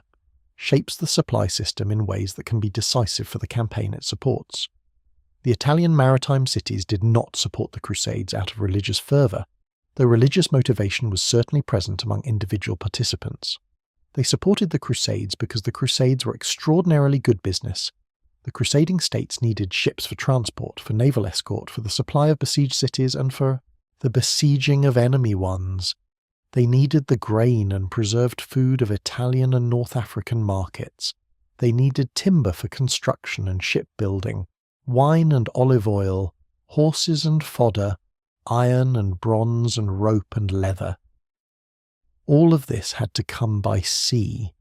and the Italian merchant houses who controlled the sea routes were, as a consequence, in a position to extract commercial concessions from the crusading states that amounted to the purchase of strategic infrastructure with military necessity as the currency. Venice, in particular, was superlatively good at this. The relationship between Venice and the Crusades is one of the defining stories of medieval commerce and geopolitics, and it culminated in the bizarre and revealing episode of the Fourth Crusade in 1202 to 1204, in which a crusading army that had contracted with Venice to provide transport to Egypt found itself unable to pay the agreed price and was instead redirected, partly through Venetian manipulation, partly through a sequence of political opportunism and strategic improvisation, to sack Constantinople, the Christian capital of the Byzantine Empire, an outcome that was spectacularly profitable for Venice and catastrophic for the Byzantine state it dismembered. The food supply provisions of the Venetian fleet transport contract for the Fourth Crusade are known in some detail, because the contract itself has survived, and what it reveals is a supply agreement of sophisticated commercial precision. Venice undertook to provide for each mounted knight, his horse, and his squire a specific daily ration of food and water for the duration of the voyage, calculated on a per-person and per-animal basis, and priced accordingly. This was not the informal, approximate provisioning of earlier centuries. This was medieval commercial logistics, the Third Crusade of 1189 to 1192, and specifically the Siege of Acre that was its central military event, provides perhaps the most detailed case study of medieval naval siege logistics that we have. Richard I of England, who arrived at Acre in 1191 with a fleet that he had assembled during a lengthy and expensive organisational effort, brought with him a supply organisation that was, by the standards of the medieval world, exceptionally sophisticated. Richard had learned from the failures of the First and Second Crusades, which had both been compromised by supply inadequacies, and his preparations for the Third were characterised by a determination to control the supply chain rather than depend on its spontaneous function. The English fleet that Richard assembled included not just warships, but an elaborate support tail of cargo vessels carrying provisions, grain, salt meat, wine, and the hard ship's biscuit that was the standard naval ration, plus live animals, siege equipment, and the full range of material that a sustained siege operation would require. Richard's supply vessels made multiple crossings between England, Iberia, and the eastern Mediterranean, creating a kind of logistics shuttle that kept the Crusader forces at Acre supplied through the extended siege operations in a way that the earlier crusading forces had never managed. When he left the siege of Acre, which fell to the Crusaders in July 1191 after a siege of nearly 2 years, it was in the knowledge that his supply management had been, in very large part, the reason it had succeeded. The Acre siege itself was, from a logistics standpoint, a case study in the siege of a siege. The Crusader forces had been besieging Acre since 1189, and the city's garrison had been receiving intermittent supply from the sea, which the Crusader naval forces had been trying to cut off but had not always managed to intercept. The supply ships that slipped through the Crusader naval cordon, sometimes using disguise, sometimes exploiting bad weather that kept the Crusader fleet in port, were the difference between Acre's fall in 1189 and its fall in 1191. The defence of the city was, for those 2 years, essentially a logistics competition. Could the garrison receive enough supply by sea to outlast the besiegers' own supply challenges? Or would the steady accumulation of Crusader force and Richard's well-organised supply system eventually tip the balance? Richard's arrival in 1191 with fresh troops and a well-stocked supply fleet was, in this reading of events, not so much a tactical intervention as a logistical tipping point, the moment when the balance of supply shifted decisively and the city's fall became a matter of time. There is a category of ancient military disaster that the classical historians almost never discuss directly, but that archaeology and the study of ancient medicine has allowed us to reconstruct with increasing confidence, and that is the disaster caused by what was in the food rather than the absence of food. The problem of food spoilage, contamination, and the disease it caused was as consequential for ancient fleets as any of the more dramatic supply challenges we have discussed, and in many cases more so because it was unpredictable, invisible at the level of individual decisions, and capable of destroying the fighting capacity of a well-provisioned fleet just as surely as a complete failure of supply. The grain that was the staple of the ancient sailor's diet was particularly vulnerable. Stored grain in the warm, moist conditions of a ship's hold in the Mediterranean summer was an ideal environment for a suite of biological problems that ancient sailors would have experienced viscerally without having any theoretical framework for understanding. Weevils, specifically Cytophilus granarius and its relatives, could infest a grain store and reduce it from a viable food supply to a largely inedible and nutritionally degraded mass in a matter of weeks. The ancient world was well aware of this problem. We have multiple references in Greek and Roman, agricultural texts to methods for storing grain to minimize insect damage, including the use of sealed containers, the exclusion of air and moisture, and the addition of specific aromatic substances whose insect-repelling properties were known empirically even without the entomology to explain them. But the conditions of military storage, the need for speed, the difficulty of maintaining strict quality control in a forward supply environment, the constant movement of grain through multiple hands and storage points that increased the chance of contamination at each stage, meant that even the best-intentioned precautions often failed in practice. Ergot was potentially the most dangerous of the grain-related threats, and the one most completely invisible to ancient understanding. Claviceps purpurea, the fungus that produces ergotism, colonized rye and, less commonly, other grains in conditions of cool, damp storage and produced a suite of alkaloids that, when consumed by humans, caused symptoms ranging from severe vasoconstriction, the condition historically called St. Anthony's fire, to hallucinations, convulsions, and at sufficient doses death. An ancient fleet whose grain supply had been contaminated with ergot would not know it until the symptoms appeared, at which point the medical understanding available in the ancient world would have attributed the illness to any number of causes: bad air, divine displeasure, the malign influence of the stars, none of which would lead to the obvious remedy of destroying the remaining grain supply. The likelihood that ergotism contributed to the mysterious collapses of fighting capacity that we see in various ancient military accounts, attributed in the sources to disease, demoralization, or the anger of the gods, is worth taking seriously even if we can never prove it in specific cases. Water-related disease was the other great invisible killer, and here the ancient world had at least a partial empirical awareness of the problem even without germ theory to explain it. The connection between standing water, marshes, and malaria was well established in Greek and Roman medical tradition. Hippocratic texts discuss the dangers of living near marshes with considerable accuracy, even though the mechanism they proposed, bad air, miasma rather than Anopheles mosquitoes, was wrong.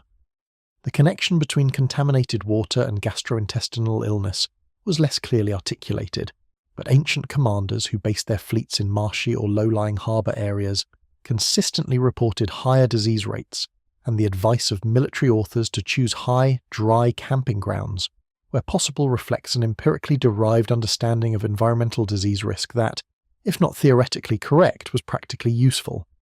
The intersection of waterborne disease and naval siege conditions was particularly lethal. A besieging fleet anchored in a bay for weeks or months in the summer heat, with the inevitable accumulation of human waste and food refuse in the waters around the ships, was creating exactly the conditions in which waterborne disease pathogens flourished. The water drawn from the bay for drinking, however carefully the barrels were sealed, however conscientiously the crew tried to find clean sources,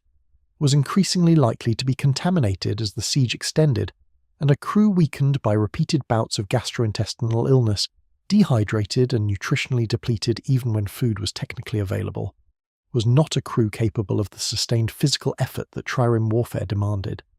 The ancient medical response to these challenges was, by modern standards, a mixture of genuine insight and dangerous misinformation.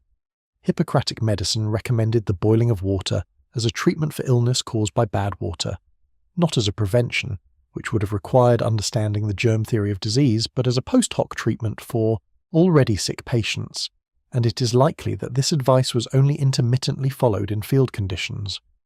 Roman military medicine, which was better organised and more systematically applied than its Greek predecessors,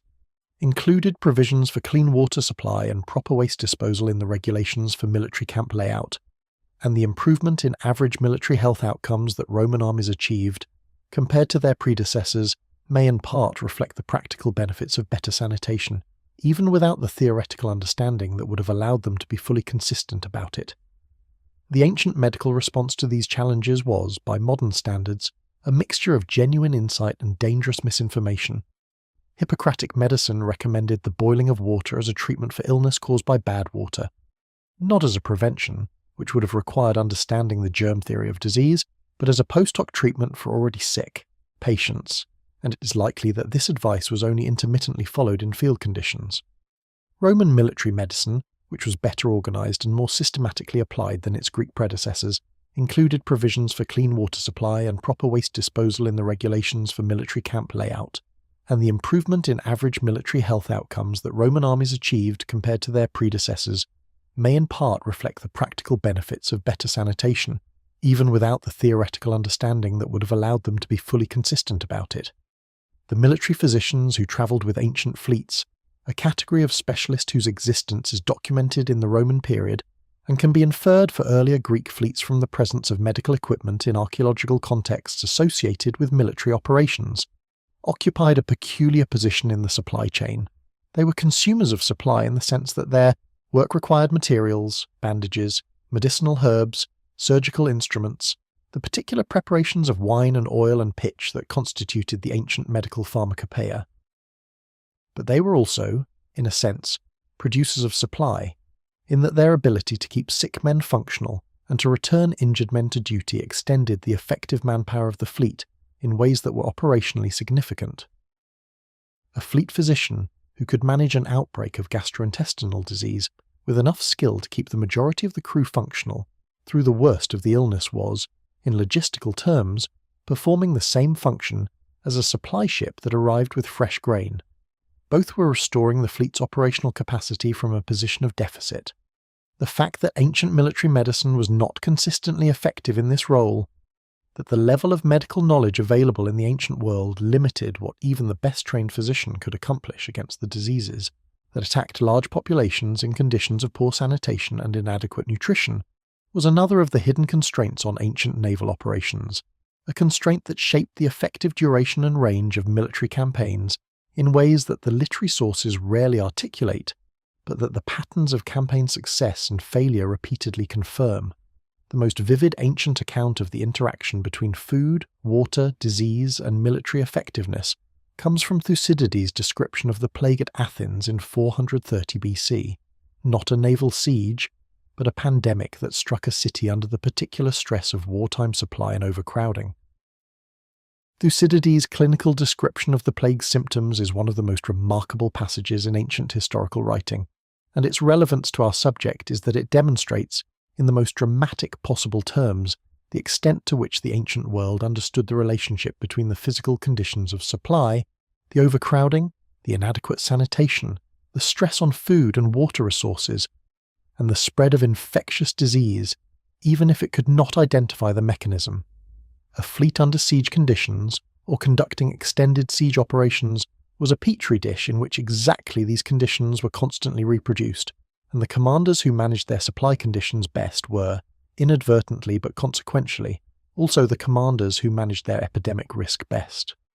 At this point in our story, it is worth pausing to think about who, specifically, is missing from the accounts that have survived, and why their absence matters. The ancient world produced an enormous volume of historical writing, and that writing was overwhelmingly shaped by a set of cultural assumptions about what was worth recording and what was not. Assumptions that were, to a significant degree, class-based, gender-based, and ethnically narrow in ways that have made the historical record a systematic distortion of the actual human reality of ancient military logistics. The admirals are there, the generals are there, the wealthy triarchs who funded the Athenian fleet, the senators who held commands in Roman naval operations, the kings and emperors who sat in their pavilions watching their fleets engage. These people had names and left traces. They were the subjects of biography, of eulogies, of honorary inscriptions in stone that have survived the millennia with varying degrees of legibility. Even some of the skilled specialists are recoverable, the master shipwrights, the chief pilots, the prominent military physicians. But the vast majority of the people who actually did the work of keeping an ancient fleet fed and supplied were not the kind of people ancient society thought worth recording. Consider the bakers. Every ancient naval expedition required enormous quantities of ship's bread, the dense, twice-baked grain product variously called in Greek and Latin by names that translate roughly as hard bread, sailor's bread, or twice-baked bread. And this bread had to be made somewhere, by someone, in quantities that modern industrial bakeries would recognize as significant. At the Piraeus, before a major expedition, the baking would have been organized across dozens of private bakeries conscripted or contracted for military service, producing their output under the supervision of military supply officials who were checking quantities and quality. The bakers themselves were a mix of free artisans, slaves, and freed persons, often female in the case of smaller-scale bakery operations, operating equipment, wood-fired stone ovens, rotary quern stones, mixing bowls of fired clay, that appears abundantly in the archaeological record of Greek and Roman settlements, but is almost never identified in our sources as part of the military supply infrastructure. We know they existed because the bread existed, and bread does not bake itself. We know something about their techniques from the bakery facilities that have been excavated at Pompeii, Ostia, and various Greek colonial sites, facilities that give us a vivid picture of the industrial scale at which ancient bread production could operate when demand required it. We know about their tools from the millstones and kneading troughs and bread stamps that turn up in excavations across the ancient world. And we know, in a few cases, something about their economic situation from the papyrus records of the Egyptian grain trade and the Roman alimentary programs, documents that preserve, in their administrative margins, the names and circumstances of individuals whose lives were otherwise completely invisible to the historical tradition. One such name, recovered from a fragmentary papyrus found in the Fayum region of Egypt, dating to roughly the 2nd century AD, and now sitting in a museum collection where it has been largely overlooked because it does not pertain to anything that ancient historians would recognize as important, is that of a woman named Tauceris, identified in the document as a supplier of baked goods to the Roman military station, at a location along the Nile that appears to have served as a supply point for the Roman fleet operating in Egyptian waters. The document is a receipt, recording the delivery of a quantity of baked bread and flat cakes to the military depot, with Tauceris named as the supplier and her husband, a man whose name has been lost to a tear in the papyrus, named as the witness. We know almost nothing else about Tauceris. We do not know where she lived or what her life was like beyond this single administrative moment. But we know that she baked bread for the Roman military, that she was literate enough, or had access to a literate intermediary, to participate in the administrative documentation of this transaction, and that she was, in this single moment, part of the supply chain that kept Roman military power operational along the Nile. There are thousands of Tauceres in the fragmentary documentary record, people glimpsed in a single administrative transaction and then lost again to the silence of the past, and what is remarkable about the accumulation of these glimpses is what they reveal about the actual texture of ancient military supply. It was not a system operated by uniformed soldiers following military regulations. It was, to a very large degree, a system operated by civilians, contractors, small merchants, artisans, farmers, transport workers, harbour labourers, whose relationship with the military was primarily commercial, and whose visibility in the historical record was almost zero, because the ancient literary tradition was not interested in commerce, and was not interested in people who did not carry weapons. The water carriers deserve particular mention. Every fleet, every army, every military camp required water, and water, in a world without running water infrastructure, outside the larger cities had to be carried by hand, in jars and skins, by people, often women and children, often enslaved, often hired from local populations, whose daily labour moved the substance of survival from its source to the people who needed it. The physical demands of this work were extreme. A standard ancient water jar, the hydria of Greek ceramic tradition, held about 20 litres when full, which is 20 kilograms of water, a weight that a person must lift, balance, and carry for however long the distance required. At a major harbour before a fleet departure, the quantity of water that had to be moved, from springs, cisterns, or rivers, to the water barrels of the supply ships, would have required hundreds of carriers working continuously for days. Their presence is almost completely invisible in the literary record. It is visible in the pottery, the enormous quantities of water-carrying vessels found in harbour sites and supply depot, excavations, and in the administrative records that sometimes note, in passing, payments made for water transport without identifying who did the transporting. The mule handlers and ox drivers who moved supplies from inland storage to harbour are another invisible population. Ancient transport before the widespread use of wheeled vehicles, which was limited in much of the Mediterranean world by the combination of poor roads and the economic advantage of pack transport on the terrain of a coastline characterised by hills and coves, depended on pack animals managed by specialists whose knowledge of animal behaviour, feed requirements, route planning, and load management was as technically demanding as the seamanship of the sailors they were supplying.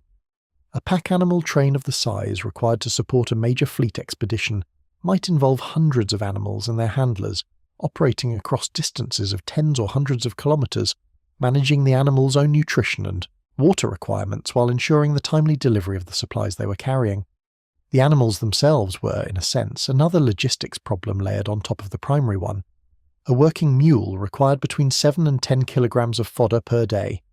Not just any fodder, but fodder of sufficient nutritional quality to maintain the animal's ability to work, since a mule fed on poor quality straw quickly lost the muscle condition needed for heavy load carrying. In a landscape already under pressure from the food demands of a large military force, finding adequate fodder for the pack animals was a genuine challenge,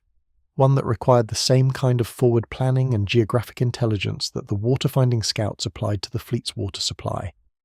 Military campaigns that failed to adequately provision their pack animals found themselves in a cascading supply crisis that could unravel an entire expedition. The animals could not work, the supplies could not move, the army could not eat, and the campaign collapsed for reasons that had nothing to do with enemy action and everything to do with the failure to consider that the tools of supply also had nutritional requirements of their own. The harbour workers who loaded and unloaded the supply ships were another essential and invisible population.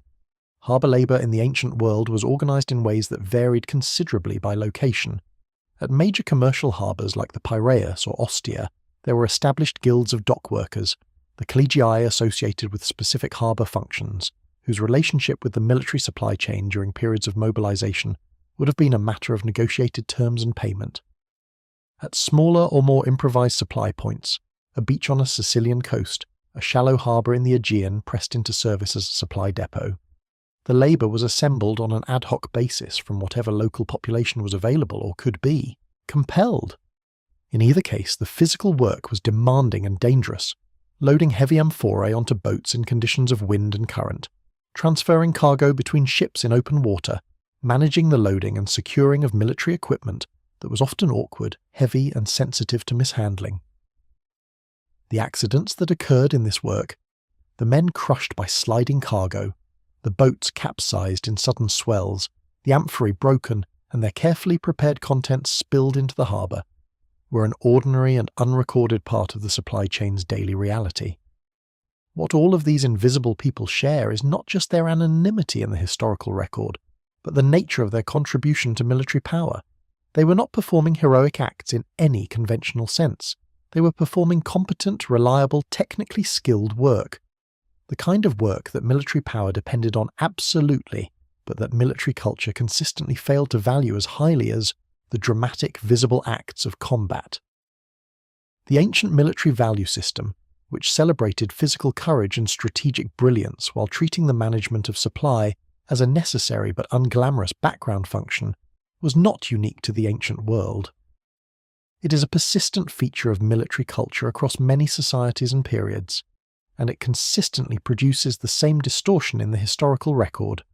the erasure of the people whose work was most essential to military success in favour of the people whose actions were most visible at the moment of decision. Recovering these people, as fully as the fragmentary evidence allows, which is never fully enough, is not just an act of historical justice, though it is that. It is also an act of historical correction, a way of adjusting the record to more accurately reflect the actual distribution of agency and importance in the events we are studying. The admiral made decisions. The grainwriter made those decisions possible. The history that records only the admiral's decisions and ignores the grainwriter's work is not a complete history. It is a story with half its characters missing, and the missing half is, in many ways, the more interesting one. Sometime around the year 2006, a survey team from a European University marine archaeology program, working in the waters off the southern Turkish coast, located the wreck of what appeared to be a late Roman cargo vessel lying in about 45 metres of water. The wreck was not well preserved by the standards of Mediterranean shipwrecks.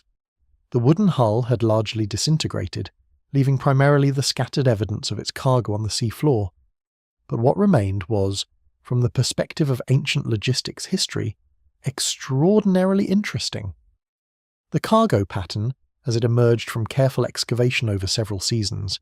included not the luxury trade goods that dominate the more famous ancient shipwreck finds,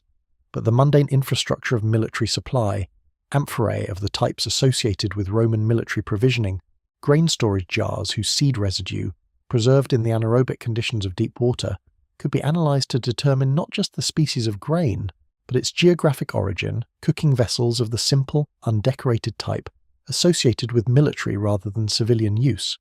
and, most revealingly, a set of lead-sealed lead ingots, bearing stamps that indicated their origin in military production facilities in the eastern Roman provinces.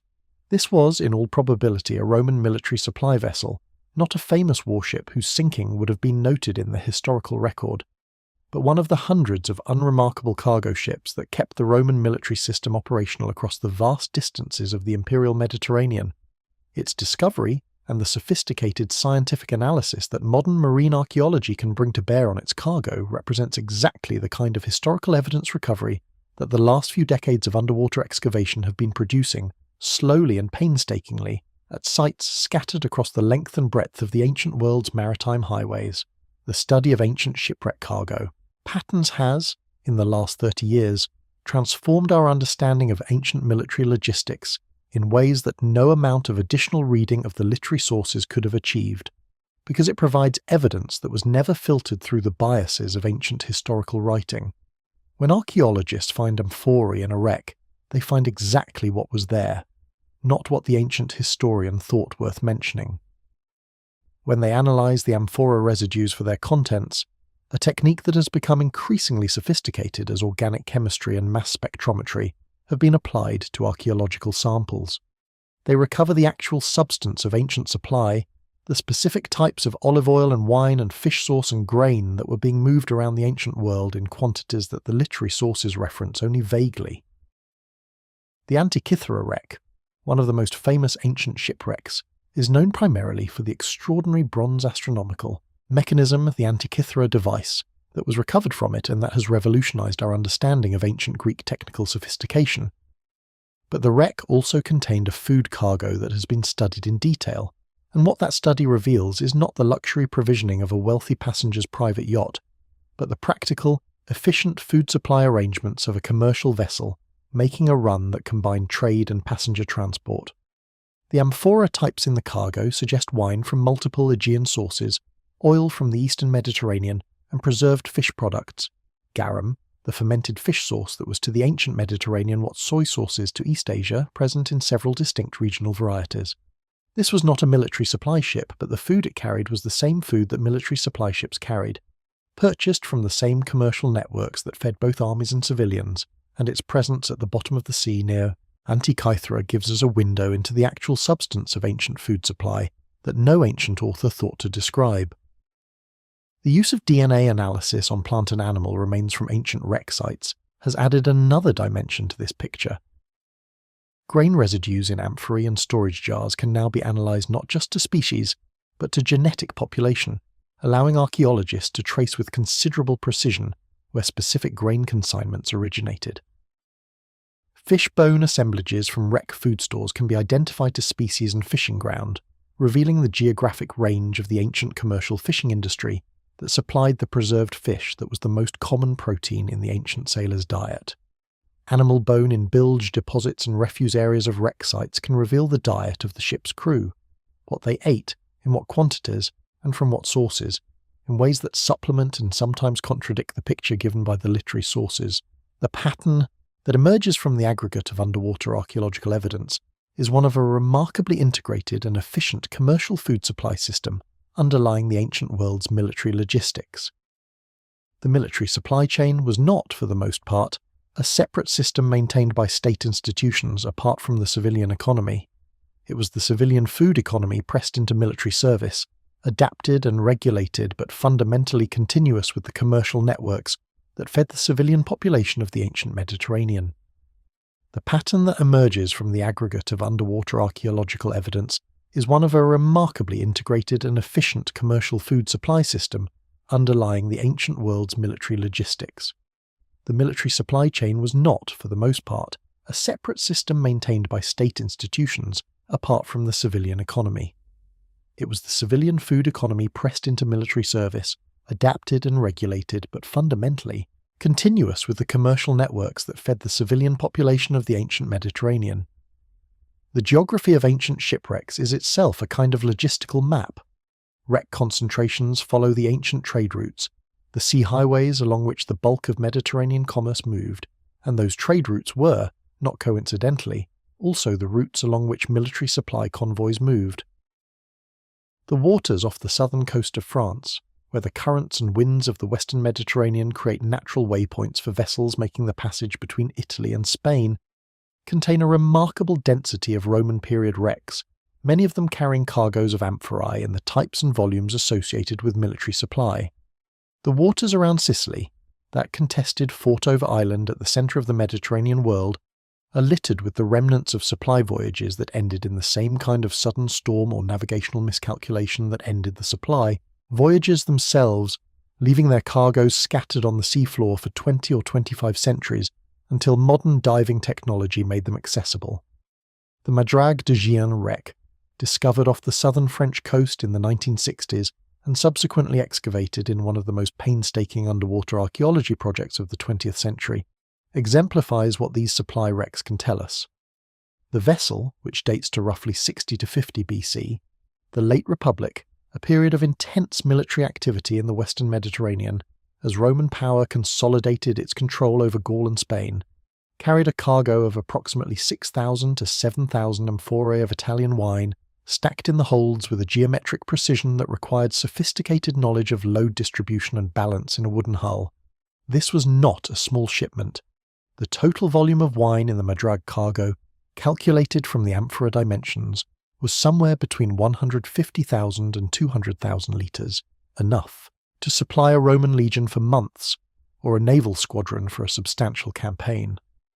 The specific amphora types match those known from military supply contexts, and the cargo was clearly a commercial shipment rather than a private provision, organised by traders who were supplying the military market. What the Madrag wreck cannot tell us, and this is a useful reminder of the limits of the archaeological evidence, is the identity of the people who organised the shipment, the administrative chain through which it was contracted and paid for, or the specific military unit it was ultimately destined to supply. The wreck gives us the substance of supply without the social context, the grain without the grain writer. To recover the social context, we need the documentary evidence, the papyri, the inscriptions, the administrative records, and the discipline of reading those documents against the material evidence in a way that neither type of source can achieve alone. This integration of textual and material evidence is, in many ways, the defining methodological challenge of ancient military logistics history,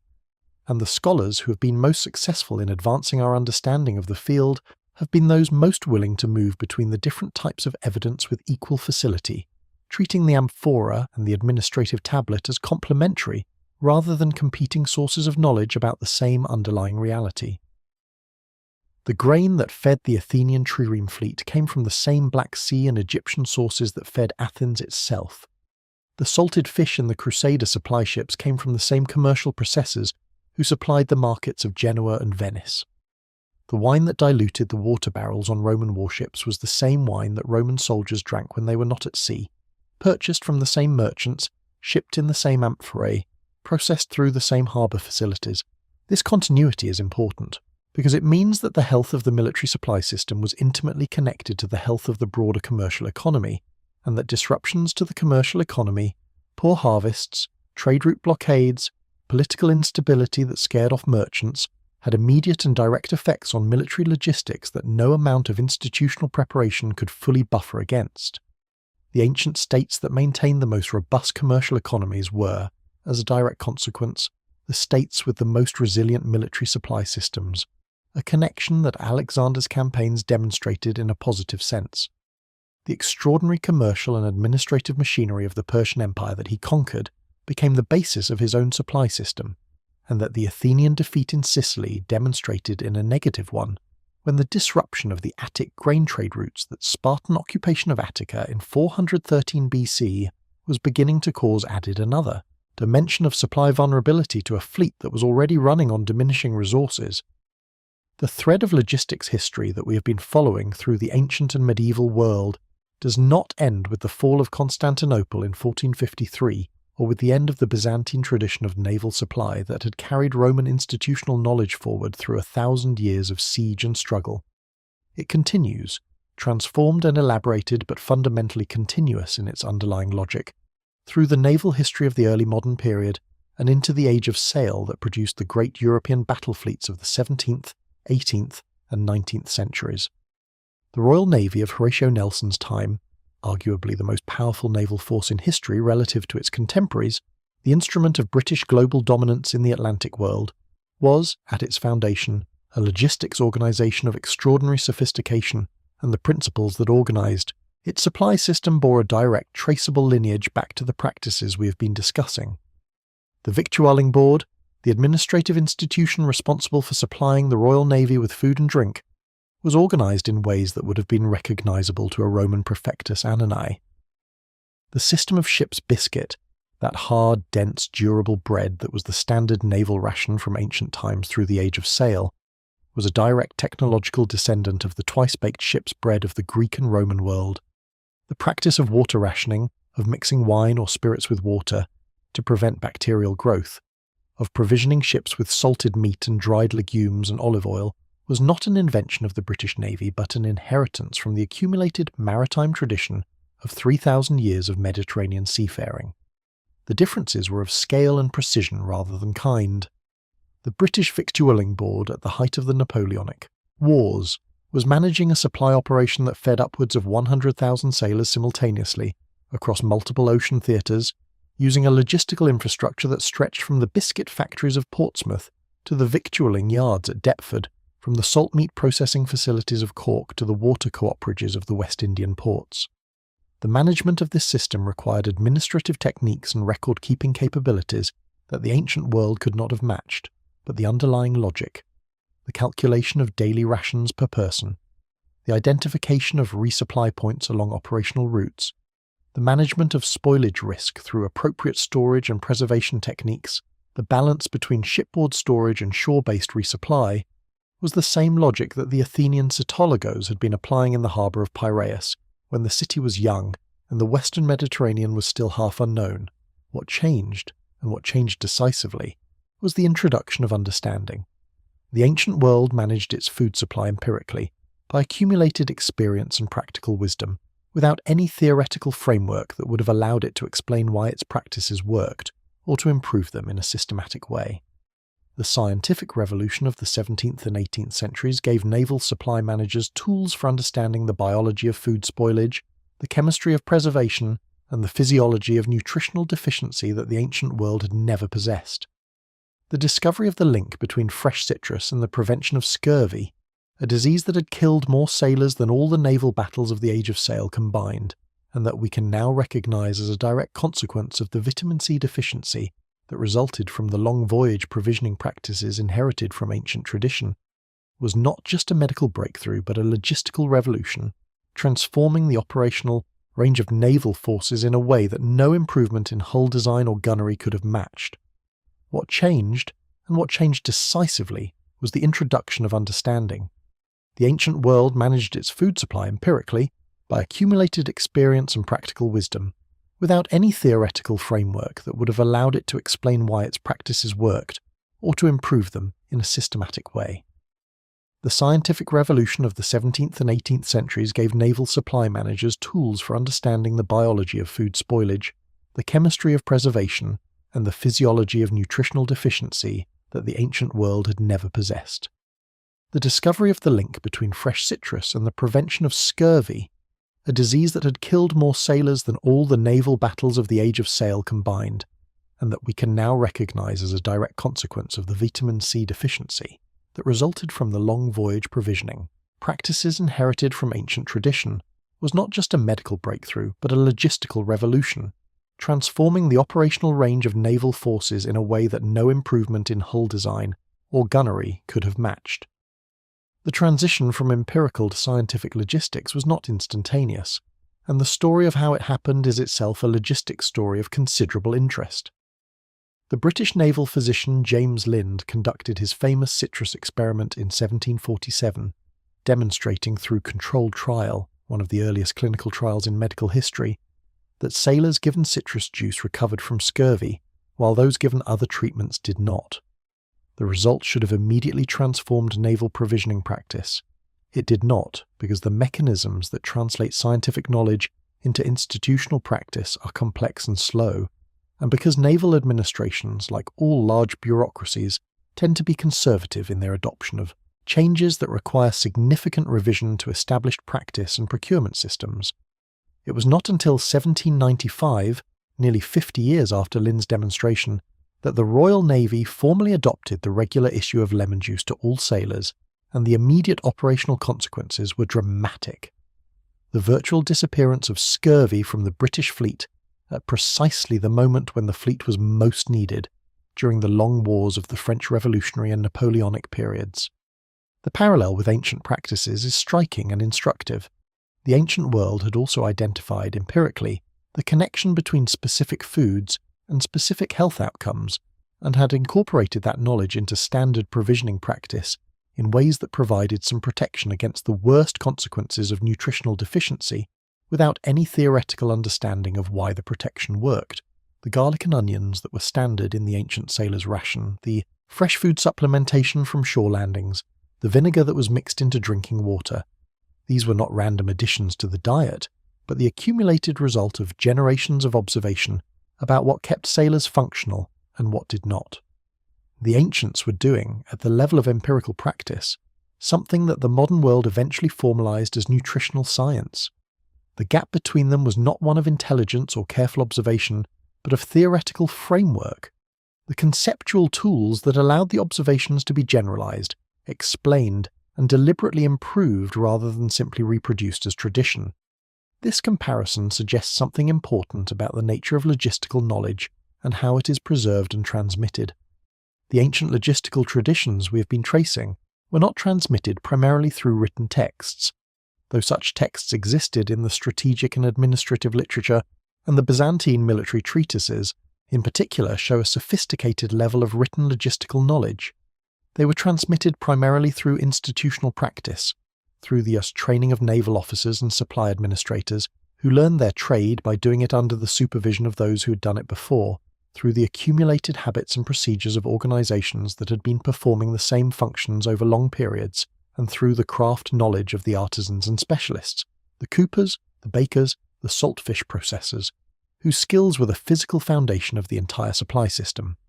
When these institutional chains were broken, when a fleet was destroyed and its experienced crews dispersed, when an administrative tradition was disrupted by political upheaval or conquest,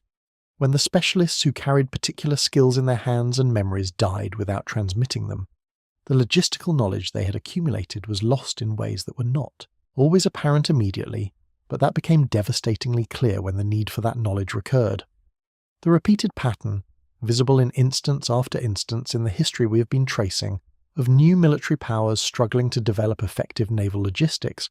the early Arab fleets, the crusading states, various medieval European naval forces attempting to extend their reach into unfamiliar waters, reflects not a failure of intelligence, but a failure of institutional continuity. The gap between what a well-developed logistical tradition knew and what had to be relearned from scratch by each new naval power that entered the Mediterranean arena. Scurvy, which we should pause to consider in its full historical significance, was almost certainly not absent from ancient naval operations, even though the ancient sources do not identify it by name.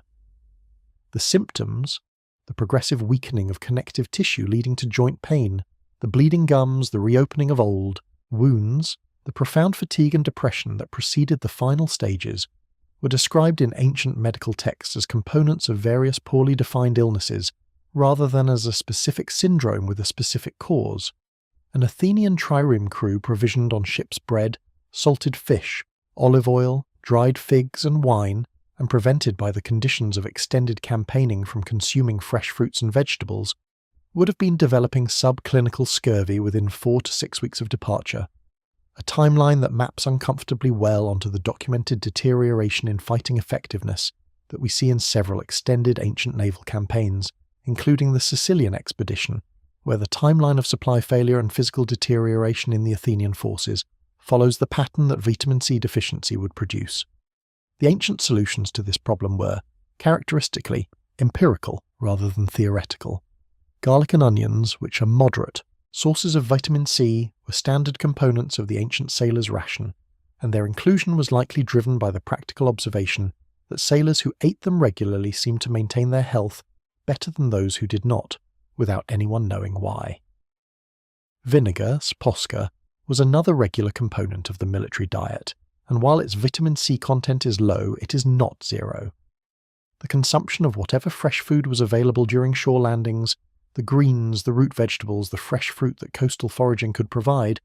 was another empirical hedge against a nutritional crisis that ancient medical theory did not understand, but ancient logisticians had learned by experience to take seriously. The line from these ancient practices to the lemon juice that the British Navy eventually mandated in the early 19th century is not a straight one. It passes through centuries of misunderstanding, of brilliant empirical observation, followed by wrong theoretical explanation of practical improvements that worked without anyone knowing why, and of catastrophic failures when the practical knowledge was lost or overridden by theoretical considerations that pointed in the wrong direction. But the line exists, and tracing it reveals the deep continuity of the logistics problem, the problem of keeping large numbers of sailors alive on long voyages, that has been the hidden subject of naval history, from the first trireme to the last ship of the line. We have travelled a long way from that harbour in the early morning, with the grinding of millstones and the smoke of cooking fires. We have followed the thread of naval logistics from the Athenian trireme fleets to the great sieges of Byzantium, from the pragmatic commercial genius of Venice to the institutional sophistication of Rome, from the improvised maritime logistics of the early Arab fleets to the science-based supply management of Nelson's navy. And throughout this journey, the same figures have been moving in the background of the narrative, unnamed, unrecorded, working in the margins of the story that history chose to tell. The grain writer with his wax tablet, counting mouths before dawn. The baker in the harbourside workshop, shaping the dense, twice-baked bread that will be the last food a sailor tastes before a battle. The water carrier with her jar of 20 litres, making her 10th trip of the morning between the spring and the supply ship. The mule handler nursing a lame animal through the mountain pass between the inland grain store and the harbour. The Greek fire engineer, carefully tending the sealed containers of his dangerous cargo in the hold of a Byzantine droman. The Venetian accountant writing the terms of a supply contract that will determine whether a Crusader army reaches Jerusalem or starves in the Syrian dust. These people were, in the fullest and most literal sense, the substance of history's greatest military operations, the hidden infrastructure on which empires rose and fell. What does it mean to recover them, even partially, even in the fragmentary and indirect way that archaeology and careful historical reasoning allows? It means, first and most simply, that our picture of the ancient world becomes more accurate, more human, more complete. The history of naval warfare that focuses exclusively on admirals and battles is not wrong. Those admirals and those battles were real, and their outcomes shaped the world we inhabit. But it is incomplete in ways that distort our understanding of how military power actually worked, how empires actually sustained themselves, and how the ordinary people who made up the vast majority of any ancient military expedition actually lived and died. It also means that we can ask better questions about why things happened the way they did. If we understand that the Athenian defeat at Syracuse was shaped in significant part by the failure of the grain, root in the progressive nutritional deterioration of the fleet, we understand the campaign differently, not as a failure of nerve or leadership, though those played their role, but as a systems failure, a breakdown in the integrated organism of military power at a point far removed from the dramatic engagement that history chose to memorialize. If we understand that the Byzantine resistance to the Arab siege of Constantinople was built as much on grain management and water supply infrastructure as on Greek fire and stone walls, we understand Byzantine military power differently, as something more institutional, more administrative, more deliberately constructed than the romantic narrative of a civilization defending its sacred capital with miraculous weapons might suggest. There is also a longer resonance to all of this that reaches beyond the ancient and medieval world and touches questions that remain relevant today. The relationship between military power and supply. Logistics has not changed in its fundamental nature since the first trireme was loaded with grain jars in the Piraeus. The armies and navies of the modern world are fed and fueled by supply chains of extraordinary complexity, chains that are, in their essential architecture, recognizable descendants of the systems we have been tracing, hierarchical organizations of procurement, storage, transport, and distribution, managed by administrative specialists whose names rarely appear in the headlines, but whose competence or failure determines the operational reach and effectiveness of the forces they support. The catastrophic supply failures of modern warfare, the German army's logistical collapse on the Eastern Front in the winter of 1941, the supply chain difficulties that complicated Allied operations in the Pacific, the enduring challenges of sustaining forces in remote or contested theatres, echo the same patterns we have seen in the ancient world, the same gap between strategic ambition and logistical reach, the same vulnerability of complex supply systems to disruption at any of their many nodes. And if we understand all of this, the grain and the water, the bakers and the water carriers, the amphorae and the millstones and the wax tablets full of numbers, then we understand something important about the nature of civilizational achievement itself. The great monuments of the ancient world, the temples, the inscribed histories, the bronze statues of victorious generals, were built on a foundation of practical, unglamorous, essential work performed by people who expected no monument and received none. The ships that rammed their way to glory at Salamis and Actium and the Battle of the Mast were, in a very real sense, fed into battle by the grain writers and bakers and water carriers whose names we will never know. Their anonymity is not an accident of history. It is a choice made generation after generation by the people who wrote history and the people who commissioned it to tell a story about power and glory that edited out the substance of survival. We live with the consequences of that choice in the gaps in our historical knowledge, in the things we do not know and cannot easily recover about the ancient world. But we also live with the consequences in a more subtle way, in the tendency, persistent, seductive, and misleading, to think about military and political power as something that flows from the decisions of individuals rather than from the accumulated, systemic, daily labour of the many.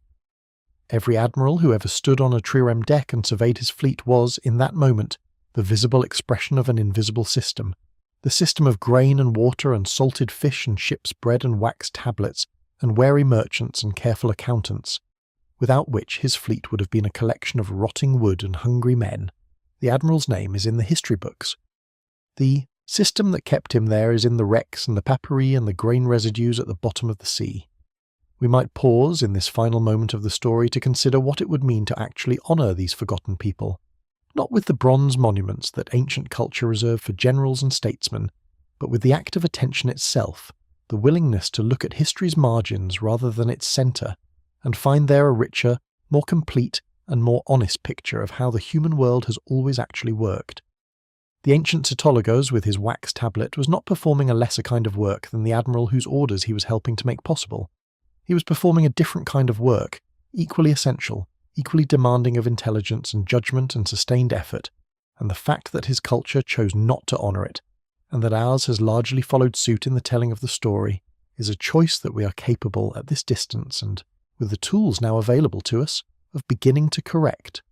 The underwater archaeologists who spend their careers sifting through the sediment around ancient wrecks to recover the amphora fragments and grain residues and fishing hooks and water jars that no ancient historian thought to describe are performing, in their way, the same function that the Cytologos performed, accounting carefully for things that matter, even when the glamorous tradition says they do not. The historians who cross-reference the administrative papyri with the ceramic evidence and the military chronicles to recover the lives of people like Tauceris, the baker of the Fayum,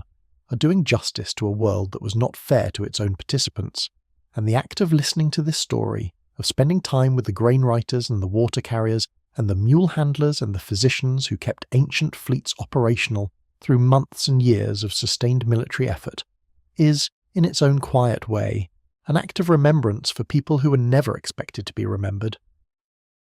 Somewhere in the harbour of Piraeus, in the early morning of a long-ago summer, a man with a wax tablet finished his count. He looked out across the bay, at the long low shapes of the triremes riding at anchor in the pre-dawn dark, at the supply ships loading their last amphorae, at the thin smoke rising from the cooking fires on the beach. He checked his numbers one more time: the grain, the water, the wine, the salted fish, the oil, the vinegar, and he made a mark on his tablet that may, if everything went well, have been the margin between victory and defeat, between life and death, between the expansion of a civilization and its contraction. And then he rolled up his tablet and went to find something to eat,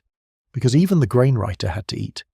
He did not think in that moment that anyone would remember him. He was right. But the ships sailed.